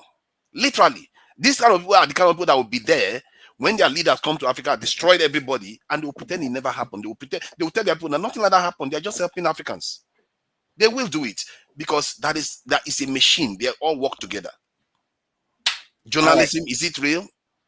You have to ask yourself. No, the challenge is not just in Africa, it's all over the world. I can tell you that most newspapers are not profitable, even in the West. They have issues of paying people, being able to afford, but it's worse where we come from. And that's where we need them more than any other place. Most of these places, they have institutions that help to hold the government accountable. But in where we come from, without the media, we won't even know what's happening. And there's limitation to depending on people who are not trained, who are not vetted, people who do not feel any kind of responsibility to depend on them to play the role of journalists. So that's also a problem that we have. All right, we have to go to the next stream, which is should come up next. And we are going to have the formal Have Your Say 247. We are dealing with the stories that most of you all know already. Natasha's suspension from the Senate, Okupe's death, which happened, I think, yesterday. What other stories are we handling? Forefathers, you should know the stories that you are going to lead. River State. River State, and Lagos State too, where you have Obasa back as Speaker of the House of Assembly, and so many others. So let's move on to the next stream and continue the conversation. Thank you, everybody who supported us today. I want to thank Kulata, Zito, George. Thank you all for your support, and we will be back. Profiles, I hope you are ready. Yeah, I am. Kulata, every time you do this, I don't think I will ever write a book. Mainly, I don't want to hurt anybody. Hurting in the sense that there are certain people that I cannot resist abusing. But that hasn't got to do it hasn't got anything to do with their children and their grandchildren. So I don't want to hurt their children and grandchildren. So for the sake of their children and grandchildren, I have left them.